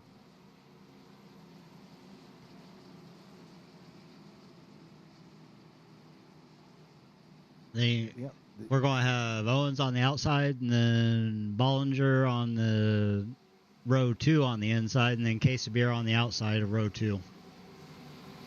Row 3, you're going to look at Christopher Knott and Robert Hissong. He's in that 29. The pace car is out of the way. The 44 Cornette, he's on the inside. He's your control car. There you go, Green. Good jump. He's going to take Bollinger with him. That's going to let Colin Bollinger and David Owens go side by side. Case of Beer pushing on Owens as hard as he can. He's got that 29 of his song pushing as hard as well. But it's Cornette with that strong start. But look at the field close the gap. That's that 53 of Colin Bollinger. Closes that gap, and he's peeking below the 44. David Owens on the outside.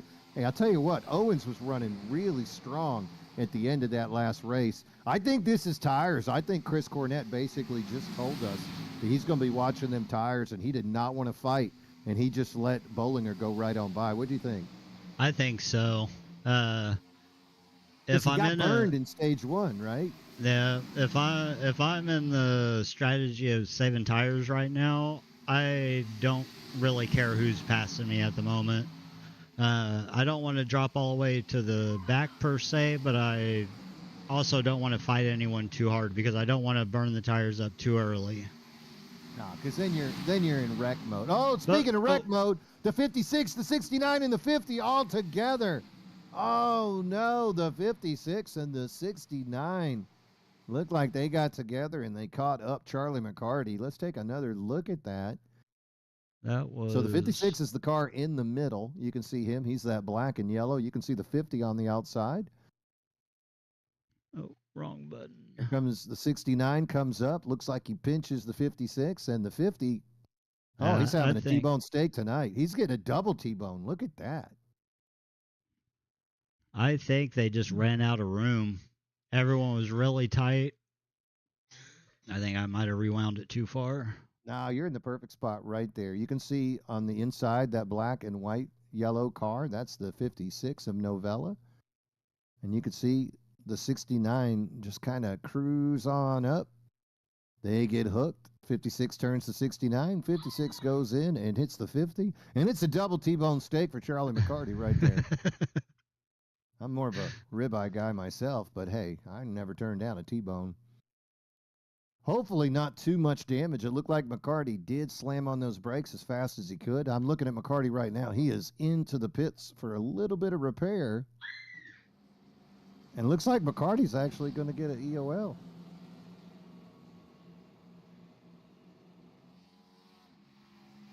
Not sure what he did there, but hey, I'm not an official. Right. So it looked like everyone just kind of ran out of room. From what I seen, I mean, it looked like the car on the bottom came up. That's what I saw. After that, it's just everyone out of room, and then you can only go so high, unfortunately. I know a lot of these tracks I'd absolutely love to move the wall a little bit wider, but it doesn't necessarily work that way. Yeah, so we saw the 56 and the 69. They're both rolling again. So I think they're going to come out of this thing okay. I'm going to take a look. The 50 is still in the pit. He might have asked for that EOL, though, for damage, so he just stays out of people's way. Oh, yeah, possibly so, because I know he was the one on the very outside, so he just was collateral damage, basically, with like what I was talking about earlier. You're just in the wrong place at the wrong time and get collected in other people's stuff. Yeah, not a lot he could do right there. He hit them brakes as hard as he could, but looks like that damage is still affecting Charlie McCarty, 50 driver. He was running so strong all day. We saw him up at the front, now lap down, still getting repair. That he does not have that car moving yet, that number 50 Toyota. Remember, no quick repairs here, no fast repairs for these drivers. So what you do is what you get. Unfortunate moment for the 50. And there it is. The 50 is going to take it behind the wall. Charlie McCarty, done for the day. Too bad, buddy. That guy was really fast. Yeah, I've heard that he really likes these Xfinity cars, so I know he's talked to Owens a little bit and then decided to come over here and try to run in this series, so hopefully he keeps coming back. Well, I think he will. That just unfortunateness. Looked like a racing incident. Just ran out of track. And then once they get hooked. And so many of these incidents are just exacerbated by netcode. You know, you could tap somebody, but all of a sudden netcode comes into the equation, and that light tap turns into a full hook situation. And some cars just taking damage, I think, when they really even shouldn't. That situation, of course, though, looked like all three cars took some damage, but the 50 of McCarty, he took the worst of it. Back up front, though, I'll tell you what, Colin Bollinger, he started 24th, but now finds himself in the lead of this track right behind that pace car. Long race to go. We still got 40 laps left. Most of these leaders are 9 laps into this run. Chris Cornett, fast all day. He's on that outside. He won stage 2. David Owens in third. David had a really nice run to end stage 2, and we've seen him running fast pretty much all day. So today might be the day that David Owens can find another win. David Owens already has 2 wins on the season, so no stranger to victory lane. Jonathan Casabir, he took stage 1. He's running 4th in that red Budweiser car on the outside. Robert Hissong in that 29, that blue and white car, also running really fast. Here we go. Colin Bollinger, inside car is your control car. He slow rolls it. That throws off the field, and away he goes. About 15 cars in this lead group for this restart. Attrition really becoming an issue.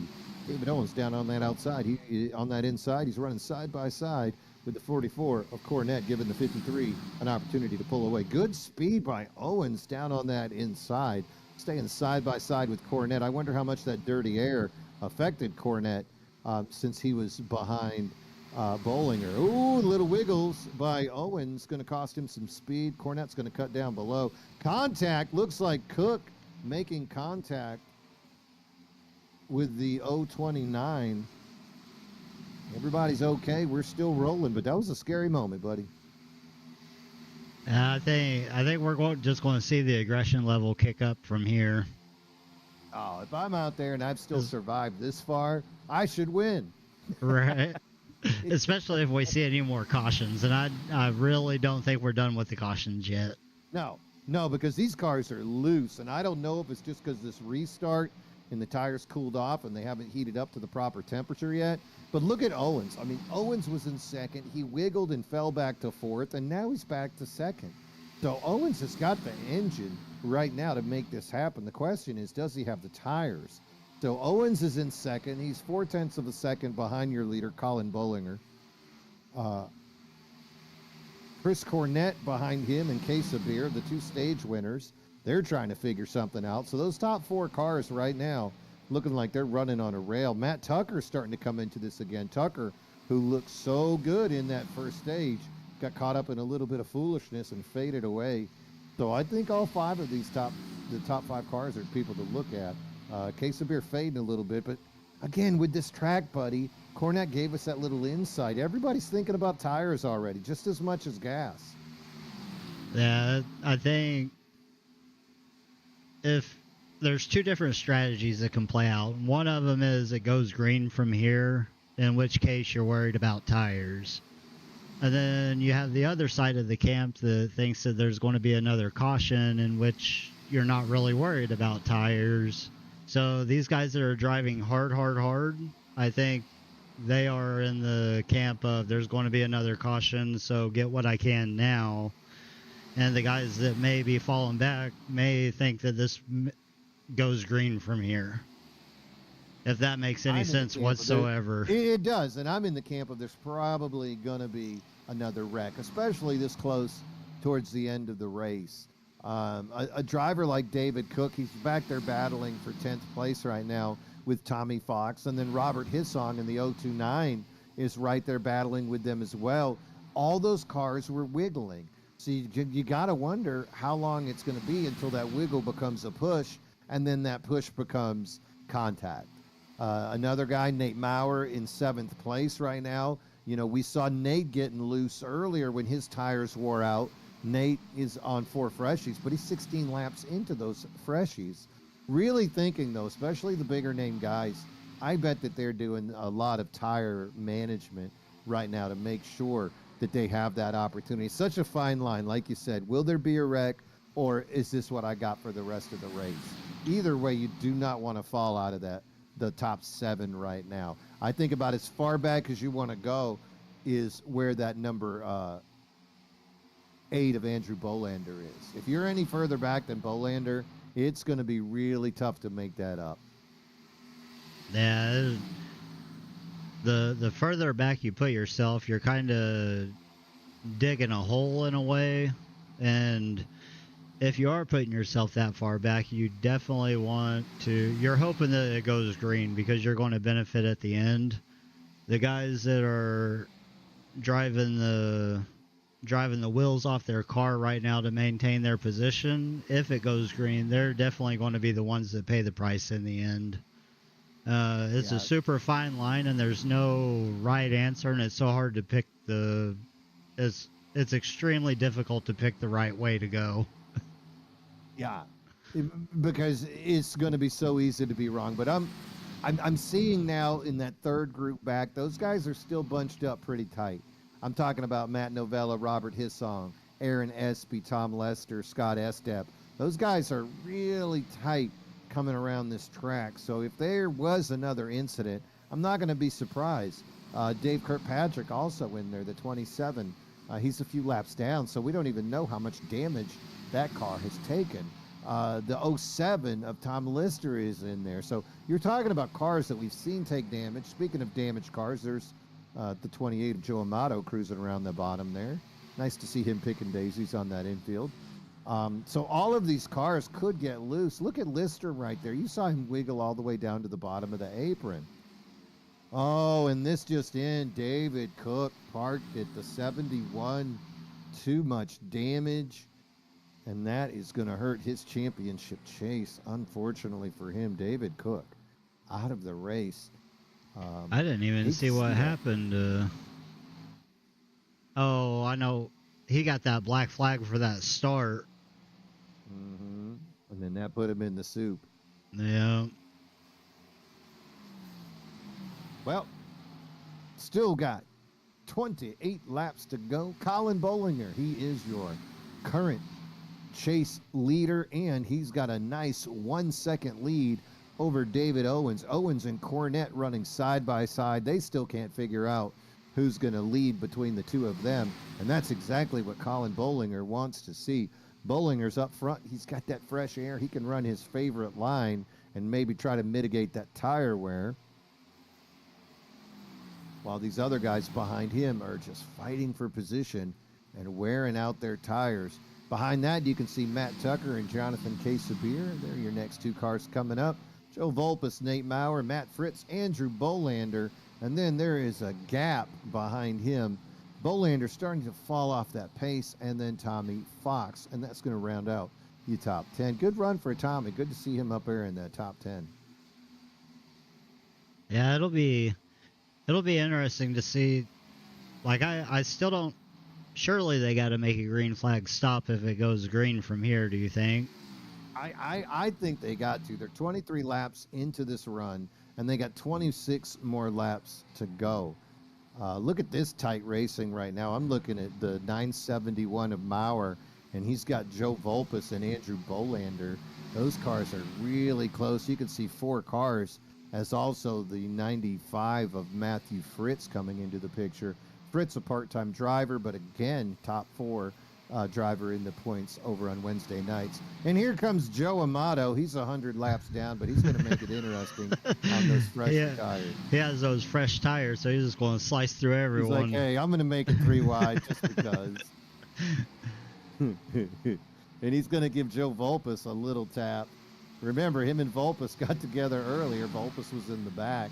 He's trying to make Volpus go from the pusher to the power bottom. Luckily, he goes down, and it's not Volpus who's going to be the recipient of that action. Amato's on fresher tires. It makes sense that he would get through there. But these guys are running their line. They're in tire and gas conservation mode, and you can't blame them for not getting out of the way of a lap car. No, that's They're not racing the 28. Oh, it looks like Owens is pitting. Yep, Owens making a move. Now, see, if this goes green and everybody needs to pit, I think the advantage here would go to Owens if he puts tires on it. The question is he going to take that chance to put tires on it? I'll keep an eye on Owens. I'm going to watch what he does. All right, he's pulling it in. And he is taking right sides, buddy. I'm watching it. I just heard on the radio Joe Volpus is going to come in as well. Owens is taking 4. He's taken 4. So he is doing it big. So he should, if everything goes green, he should undercut people. The longer they stay out, the longer that they stay out, the more Owens will be able to make up on him. And that's short pit Owens strategy. So yeah. nice. Owens should be able to leapfrog, and then it'll just be whether or not Owens can hold him off, because he's going to have fresher tires at the end of the run than Owens will. But that's another trade-off strategy thing when it comes to tires. I like the short pit strategy, buddy. I think if do. you can short pit and come out and there's not a bunch of jarheads in front of you, I think that you're in good shape.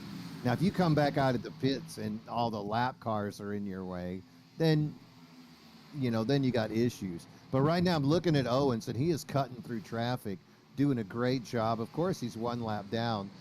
There are 3-4 lap cars ahead of him, so he better hope there's no caution at the moment, because God knows these guys will stay out on bad tires to put you a lap down. That's usually what happens to me whenever I try to do this undercut thing, is I go in there, go into the pits, end up a lap down, and then caution comes out, and I get trapped a lap down. And then no other caution ever comes out. I'm just stuck there for the remainder of the race. All right, so we've had a lot of cars take that opportunity to make that pit stop. We still got 12 cars on the lead lap that have chosen not to take those pits. So the cars that did go down, they're back to turning 31-second laps, whereas the cars that stayed out are turning 32 fours. So we're already seeing a little bit of a gap closing. And also now Colin Bollinger. Oh, and he gets together with the 48, and that is a caution. Colin Bollinger got into the back of the 48. That's Scotty Estep. Both of them are on the same age tires. Estep was being lapped, and Colin Bollinger got into the back of him. Going to be interesting. Let's look at this replay. Find this. Yep, that was the 53, and the 48 decided to touch. Wow, this is going to be fascinating to see how this works out. All those cars ahead are going to have to pit. They're going to need to take, tires, and that's going to play right into the hands of David Owens. So Owens is going to get it the old-fashioned way, which is everybody's going to be a lap down. There we go. So you can see the light blue car. That's the third car on your screen now, the second one. And he's just a little faster than Estep, the 48. And the 48 just goes around. Looks like 48 was already going. Oh, yeah. Let me get a different camera angle here and see. Because that might be... That looked kind of like if... no, not that one. This one. That's a good one. Oh, that was the 29. I'm so sorry. That was not the 53. That was the 29. Oh, no, he touched him. Yeah, there was a touch there. I thought maybe at first it might have been a net code or something, but there was definitely a touch there. All right, so my apologies to Colin Bollinger. It was not the 53. It was actually the 29 of Robert Hissong. Robert also running fast all day. Both those guys were fighting for position on the same strategy at that point. So now everybody's going to come in. I think everyone did. Keep in mind that group of Owens and Cornette and Volpus, those guys are going to be on 5-lap older tires. And so we might not see a huge difference for the first 5 or 10 laps, but I think after that it's going to come into play. Right now we're being shown as 17 laps from the finish. Will probably be 15 or 14 once this thing goes green. I see lap drivers now coming in to get them some fresh tires as well. So how big of a difference do you think that's going to make? 6 lap fresher tires. That's serious business here at this track, right? I think so. Unless you get that fresh air. unless you got the fresh air. And I thought Owens was maybe going to come out as a beneficiary to this whole thing, but I'm showing him all the way back in 12th now. So I think he might have had to take. I think because he was a lap down, he may have got the lucky dog and was able to get his lap back that way. Because I think he was still a lap down when that caution came out. He was. He was like the fourth car that was a lap down. There were a bunch of them, but I think everyone above them had to pit. Because I'm looking right now and I see Vulpes, Cornet, and Knott also, they were a lap down. Or Cornet and Vulpes were also a lap down. And now they're being shown as closing the gap. So I think there were some wave arounds in that. But you're right. I would have thought that Owens would have been your leader, but as a wave around car, I guess he's still stuck at the end of those lead lap cars, right? I think so. I think it trapped him. Well, at least he's back on the lead lap. Unfortunately, he's got older tires, so that caution really screwed over that Gulf Coast Racing team that came in for that short pit. And that's exactly what you talked about, how it just doesn't seem to work out for you. They took the risk, they swung for the fences. You know, they still came up with a double, but you really want a home run there. And a home run would have been if this thing could have stayed green. Unfortunately, that was not the case. And now, after pits, David Owens is going to be shown back in 13th place. Chris Cornett, who was so fast all day, 15th. Joe Vulpes, 16th. So those guys that took a swing for the fences now find themselves behind the 8-ball, and they got to have some magical driving to get through this field and get through cars that have fresher tires as well. That's a pretty big hill to climb, buddy. It is definitely a hill to climb. And if you're Matt Tucker, you got to be real happy up there in the front. Matt Tucker, Colin Bollinger, that's your front row. Jonathan Casabir, Nate Maurer. Nate's got to be loving this. He came off that. He got that win last week. He had a pretty rough race 1 and 2 in this chase, so he'd love to come back strong. Right now, though, we're looking at the 66 of Matt Tucker on the outside. He's your control car. Gets a good jump. Inside lane, Colin Bollinger trying to keep it even. Nate Maurer in third, falls in behind Bollinger. And then Jonathan Casabir, Andrew Bolander back up into the fray. That's that number 8 blue car right behind the Bud car. Matt Novella, Matt Fritz, and that is your top 8. Novella, he's had some really good runs the last couple of weeks, so not surprised to see that number 56 Ford running up there. He'll get you when you're not looking. You right when you're ready to count Matt Novella out of a race, he's going to get a podium on you. And that's what he did last week, and here he is in position to do it again. Look at that move by Colin Bollinger. He's going to try to go low under Matt Tucker. Tucker on the outside, going to have that exit speed. And those side-by-side cars, you know who loves to see that? It's that third-place car of Nate Maurer back there with all that clean air and nobody beside him. Maurer going where he wants, saving the tires on this restart, watching those two cars in front of him battle. But will they learn that lesson? Remember what happened in stage 1, buddy, when those cars were battling like crazy with 20 laps to go? And that's where we are again. We're not into that window, 5 to 7 laps, where you can just let it all fly.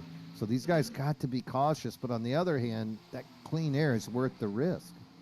Yeah, I think so. And if I'm Maurer right now, I'm just going to do exactly what he's doing. Let the front two guys hopefully burn their stuff off and hope for the best for the end. They only got 12 laps to go. Maurer went down to the grass. Didn't he know that doesn't work? Don't do it. That's the Joe Amato line. Don't go down there. If the outside is Cook's lane, then the bottom is Amato's alley. Do not go down there. Wow. All right, so they're spreading now. Look back there. Look at Casabir and Andrew Bolander side by side, trying to figure that out. Matt Fritz, Matt Novella, Tom Lister, Tommy Fox, Christopher Knott. That's your top 10. Up in the front, though, we are watching this battle. Only 10 laps to go, and it's almost go time now, buddy. You're almost at that point where you say, screw it. They're only 8 laps into this thing, on those fresh tires, so they can drop that hammer now and risk it. Tommy Fox, that number 9 car, he only had a 2-second pit stop, so that was gas. And then we go back to David Owens. He's up to 12th. So those older tires really hurting those Gulf Coast Racing guys, not letting them battle for the top 10. Bolander, Colin Bollinger, though, this guy's in first in points for a reason, and he's putting it on full display right now. That's at 53. Toyota leading right now. 9 laps to go. We're live at Chicagoland. I really think that if Colin and Matt, that's running 1 and 2 right now, get side by side and race side by side long enough, that is going to let Maurer just close that gap. And one thing that Maurer doesn't have to worry about is with 4th and 5th place running side by side, that's just hurting their time to catching up to Maurer. So I like the place that Maurer's in right now to be able to be patient, save tires, and then hopefully the 53 and the 66 race each other, and then I just come out of nowhere to take the win. He's hoping, but Matt Tucker 3000 is a veteran also. It looks like he faded back just a little bit to not be involved in that race. But with 7 laps to go, I think we're going to see Tucker drop the hammer. If Maurer can close that gap and just barely get into that draft, just to get that tug. They're 3 wide back there for 5th. Gotta let him. Yeah, it's 3. It's a crazy. Look at that. That's Crazy Town right there. You've heard of Flavor Town? That's Crazy Town. All 5 of those guys are just getting ready to kill each other. That's Jonathan Casabir. That's Andrew Bolander on that outside. Matthew Fritz, Matt Novella, and Tom Lister just making it happen, putting on a show for everybody right now. Up front, we're still keeping an eye on it for you. It's still that same lead for Bollinger over Tucker and Maurer trying to close that gap. But the action is definitely back there, 4th through 8. Those guys, they're just having a party, and everybody's invited. Look at that mess. Whenever you're racing around people that you can trust, that is the most fun that you'll ever have on here. Whenever you trust everyone you're racing around and can race like that, it's an absolute blast. Well, definitely these guys, they're used to running with each other. A lot of these guys run Monday and Wednesday, whether it's full-time or part-time. So they're all very comfortable, very familiar with each other. And then the other guys that run part-time have won races before. This is the 5th season of our MRL Wednesday Night Xfinity League, and a lot of these guys 2, 3, 4, even 5-year veterans. So like you said, they know what the other guy's going to do. And now it's getting interesting. Maurer has finally closed that gap on Tucker, but the question is, with 4 laps to go, did they let Bollinger get too far ahead? Bollinger, he is a Pennsylvania driver, and those blue-collar guys are tough. You give them an inch, they'll take a mile. And right now, that's half a second lead. That's going to be hard to close that gap. Tucker's going to have to put the hammer down. Yeah, it's a pretty big gap right there. I will watch the gap times here between Tucker, Maurer, and if I'm Maurer, I'm just going to stay behind Tucker for right now. I'm already in a podium spot, and if they go side by side, Colin just runs away with it. So nothing he can do. Nothing he can do. But here now with 2 laps to go, I think Maurer has to recognize Tucker ain't going to get him. And the best that Maurer can do is a 2nd place finish. Now is the time when you got to go ahead and dial it in. They've got a 2.5 lead over 4th, that crowd of crazy hyenas back and forth. So that is the fight. I think unless he really messes up, this is Colin's race to win. We're on that white flag lap at this point. Let's see what Maurer got. That gap is closing, though. It's 3/10 of a second, buddy. This is some wild stuff. As we see Maurer trying to close the gap, but Tucker 3000, he's a fierce competitor. He has won championships in other leagues. Not going to be easy to get by. Maurer's won championships. Colin Bollinger, though, he is the guy wanting a championship this year. And he is going to cross that start-finish line. It looks like this race is his. Looks like, I think this right here is their final lap. So Yep, this is it. Look at Tucker on the outside, just cruising on that high line. Nothing that Maurer can do. Clean racing by that second group. You got to appreciate that. Oh, Maurer going to make a move on the inside. This thing is wide open. Tucker with the exit speed. Maurer's going to bring it up. They touch. Oh, into the grass. Maurer's trying to bring it back. He wants to hold that position. And there it is. Maurer, he laid it all on the table. You got to credit him. He said, this is the best we're going to get, and I want it, and I want it now.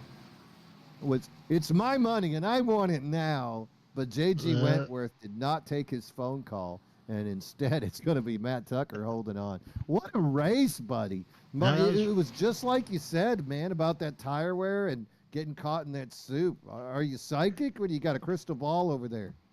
No, I've raced this track quite a bit. So I kind of, like, I've not raced this track a lot in the Xfinity car, but I raced it quite a bit in the next gen. So I kind of know at least what I expect to happen. Well, I mean, that was some super exciting racing there at the end. We got to see it all. We got to see some of that, that tire awareness, gas awareness, and then that just wide open racing to end stage 2 and to end stage 3, that final part. Heck of a day. All right, I'm going to see if I can pull down Nate Maurer and get a little chatty poo with our third place guy. These guys are way up there. They are hard to find. Almost there. Almost there. And there we go. Hey, Nate Maurer, Mean Gene up here. Do you got your ears on, buddy? I got you guys. How you guys doing tonight? Oh, I'll tell you what, man. That was exciting there at the end. Really patient racing by you. When did you... I'm assuming you were trying to get Tucker a chance to close that gap. Am I right?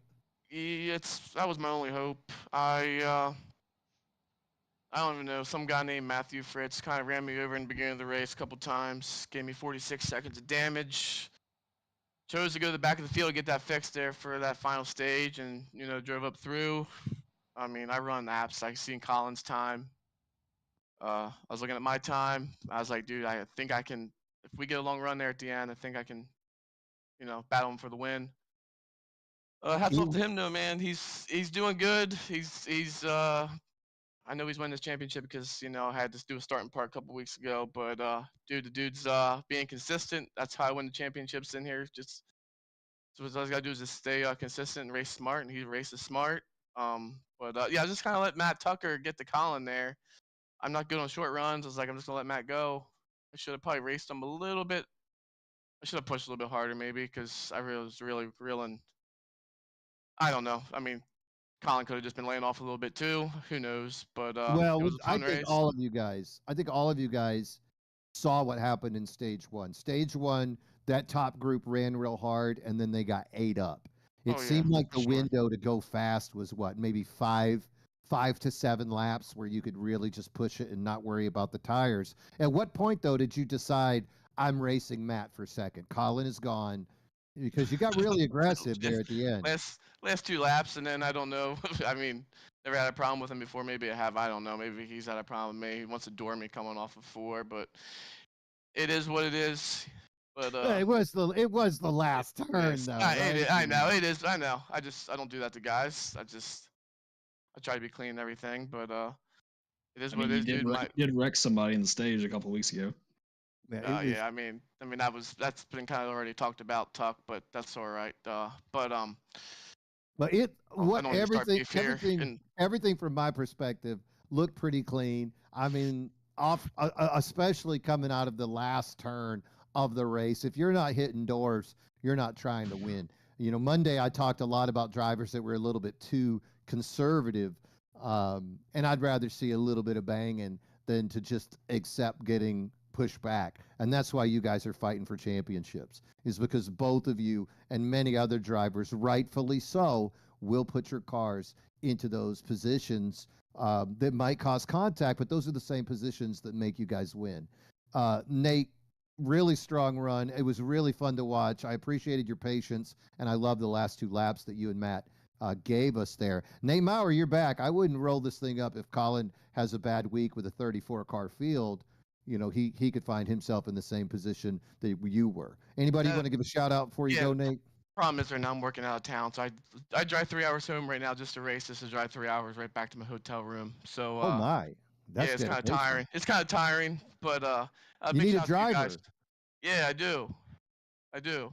Matt Tucker, I got an extra bed in my hotel room if you want to come, buddy. We can talk. But now, big shout out to all you guys broadcasting this thing. Shout out to David Owens and shout out to all the other 33 guys that showed up tonight to race. Great field. It's awesome to see that. So you guys all have a good night. Have a good week. Thanks, Nate. Good run, buddy. All right, buddy, you wanna take Matt for us? Yeah. Matt, are you in here? I don't have my Discord open to see who's in here. Yeah, I got you. So, congratulations on P2. I believe it was you that we saw get into an incident early on with Joe Amato. How much damage did you get on that? Yeah, I had about 3 minutes of damage, so was just trying to repair. I didn't get it fully repaired the whole race. I was down to about 20 seconds on that last stop when we beat Colin off the pit road, and then that was all I had left. Was that 20? It's about 20 seconds. Well, that's a really good comeback from that, because we were definitely worried about you and how much damage you had or sustained and all of that. So that was definitely quite the drive to come back up through that. Yeah. I mean, it was fun trying to come back through. Missed a lot of wrecks. I know Andrew Molander misses a lot of wrecks too, so I felt like him tonight missing all the ones that we were around. Other than that little bit of incident, did you think you were going to be able to pull off a podium tonight? I mean, when we first had the wreck, I mean, I thought it was kind of over, but everybody else was just demolition derby the whole night. So just kept falling and declining, had a shot at, and then Colin was better the whole night, and this was his playground. So P2 was nice, and then at the end there, I mean, I was just trying to get in, and I knew Maurer was below me, and then I thought he was cutting the dog leg, and then I told him sorry after the race. So I know why he's mad, but like it wasn't on purpose. So I mean, then he was kind of running his mouth a little bit there. So it's good. I mean, it was just competition, so it wasn't anything. I mean, in the end, like we're out doing this just for fun. So oh well. I mean, it's fine. It's so hard to tell if a car is going to cut the apron or not on the front stretch, but congratulations on P2. And is there anyone that you want to shout out? Yeah, I mean, you guys for putting this on every week. I mean, I know how hard it is to run broadcasts for league, so we appreciate all you guys do every week for us. Yep, thank you guys. Yep, all right, Mean. Yep. All right, Mean Gene. Yeah, that was kind of crazy at the end. I got to tell you, he said he didn't do it on purpose. If it was me driving, I would have been like, I absolutely did it on purpose. I'm sorry. That last straightaway coming out of Ford, there's no way. I am more of a Austin Cindric than I want to admit when it comes down to that last quarter mile race. I mean, I don't want to wreck a guy for second. No, you didn't wreck him. Yeah. You just touched him enough to break his speed. Yeah, I mean, we had raced clean the whole time, so yeah, I wasn't trying to wreck him. Yeah, I don't think anybody could on those tires. Yeah, I know. I referenced him. I know he said he hadn't wrecked anybody, but like a couple weeks ago, I forget what track it was. He wrecked that one dude after the stage. I'm like, okay, so. No, things happen on these tracks. I mean, we're right in the middle of a championship run, and I am a firm believer. If you're not making contact with other cars, you're not going to win. There's a reason Joey Logano won the championship against Blaney, because Blaney didn't do it to him. They're teammates, and I know that Penske would have freaked out. But if Blaney would have been willing to say, "Hey, let me just give you a little something," we'd have been talking about a different, a back-to-back champion instead of a three-time champion. I'm glad Blaney did it. I'm a Joey Logano fan, but there's a reason why guys that use their bumper win. Dale Earnhardt won for a reason. Kyle Busch won for a reason. These guys know what they're doing. They're not wrecking people, but they're definitely moving them out of the way. It's just that short track racing. No, I hate that guy. I'm never going to do a Denny Hamlin. All right, ladies and gentlemen, let's go to our points leader and tonight's winner, the 53 Toyota, Colin Bollinger. Hey, Colin, you got your ears on? Uh-oh. I thought he was there. Can you, oh, there it is. I got you. Yes, sir. I can hear There he is. Hey, my friend, win number 3, and you're picking the best time to start pulling off these W's. How you feeling, man? Oh, I mean, we're feeling pretty good. I mean, how could you not feel good after the night? And the playoff run we've been having so far. I mean, I got a lot of confidence going into, well, not next week, but our next race. I think it's at New Hampshire, and I'm just feeling really good right now. I tell you what, man, you started 24th. I was a little bit worried about you starting that far back in the field. We saw so many incidents, and Buddy and I both were talking about how quick these tires vanish, especially when you're fighting for position, and yet you patiently just kind of made your way up through there. I didn't see you driving really aggressive, though. It just seemed like you were picking and choosing your moments. Did you feel like the holes opened up, or was there a couple times where you had to really risk it? I mean, I feel like they definitely opened up. I mean, there was a couple wrecks where if I maybe didn't push the car a lap or two earlier than when they happened, I would have been in them. So, I mean, it was just, I guess, luck, but also I knew when I needed to push, and I knew when I needed to sit back and relax and let these guys get after each other, and it just ended up working out that we really didn't get into anything. Yeah, it was a really nice run. That stage 1, we watched an early breakaway of cars, and those guys just kind of ate up their tires. Did you have a number? Like, were you waiting to a certain amount of laps to go where you were going to start pushing your car, and were you saving a little bit at the end, watching Tucker and Maurer battling behind you? I mean, I want to say there was maybe 14 to go on that restart. I was off from right there, and I was just trying to make as much of the gap as I could, and it worked. I mean, they pulled me back to maybe, I think, yeah, it says they're 4/10, but I knew as long as I got that gap and kind of let them try to fight with each other, I think I was going to hold on to it, which ended up happening. Yeah, it was close because I knew Maurer was going to wait. Maurer's been in too many of these championship runs, and Tucker had a lot of early speed. So Maurer, I think he waited as long as he could to let Tucker close that gap. But you just seemed to monitor and maintain that. You guys were turning pretty much the same lap times, and you were right. There was about 17 on that last restart, and it seemed like if he ran a tenth or 2/10 of a second faster than you, the very next lap you ran a tenth or 2/10 of a second faster than him. So really good job of managing your tires and just keeping that gap until those two guys had no choice but to start fighting it out. You said you like New Hampshire. That's a good thing because that's exactly where you are next week going into that thing. Have you won at New Hampshire previously? I mean, I don't think I haven't even ran in any leagues. I just know it's kind of like a Milwaukee Mile, and we almost had a win in Milwaukee Mile earlier this year. So, I mean, I'm pretty good at the flat tracks and short tracks, so I'm hoping it just kind of translates over and we have a good run. Yeah, I tell you what, you've been having a good run everywhere. It's one thing to be consistent, but it's also a thing to take those wins, and that's what we've been seeing out of you this year. It's just been really enjoyable to watch. I know for all of us up here in the booth. So tell me, anybody you want to give a little shout out to before we head out tonight? I mean, yeah, all the boys back that I'm racing with, Sean Walton, Andrew Bolander, Hunter Manley. I mean, he was out early tonight, but he was still in there, and a couple other guys. I mean, I've been racing with them so long, they help me get better. So it's not just all me. They give me pointers here, pointers there, and it's all a big group, and we're all making each other get better as we go along. Well, it's been fun to watch, Colin. You came into this thing with a 41-point lead over Matt Novella.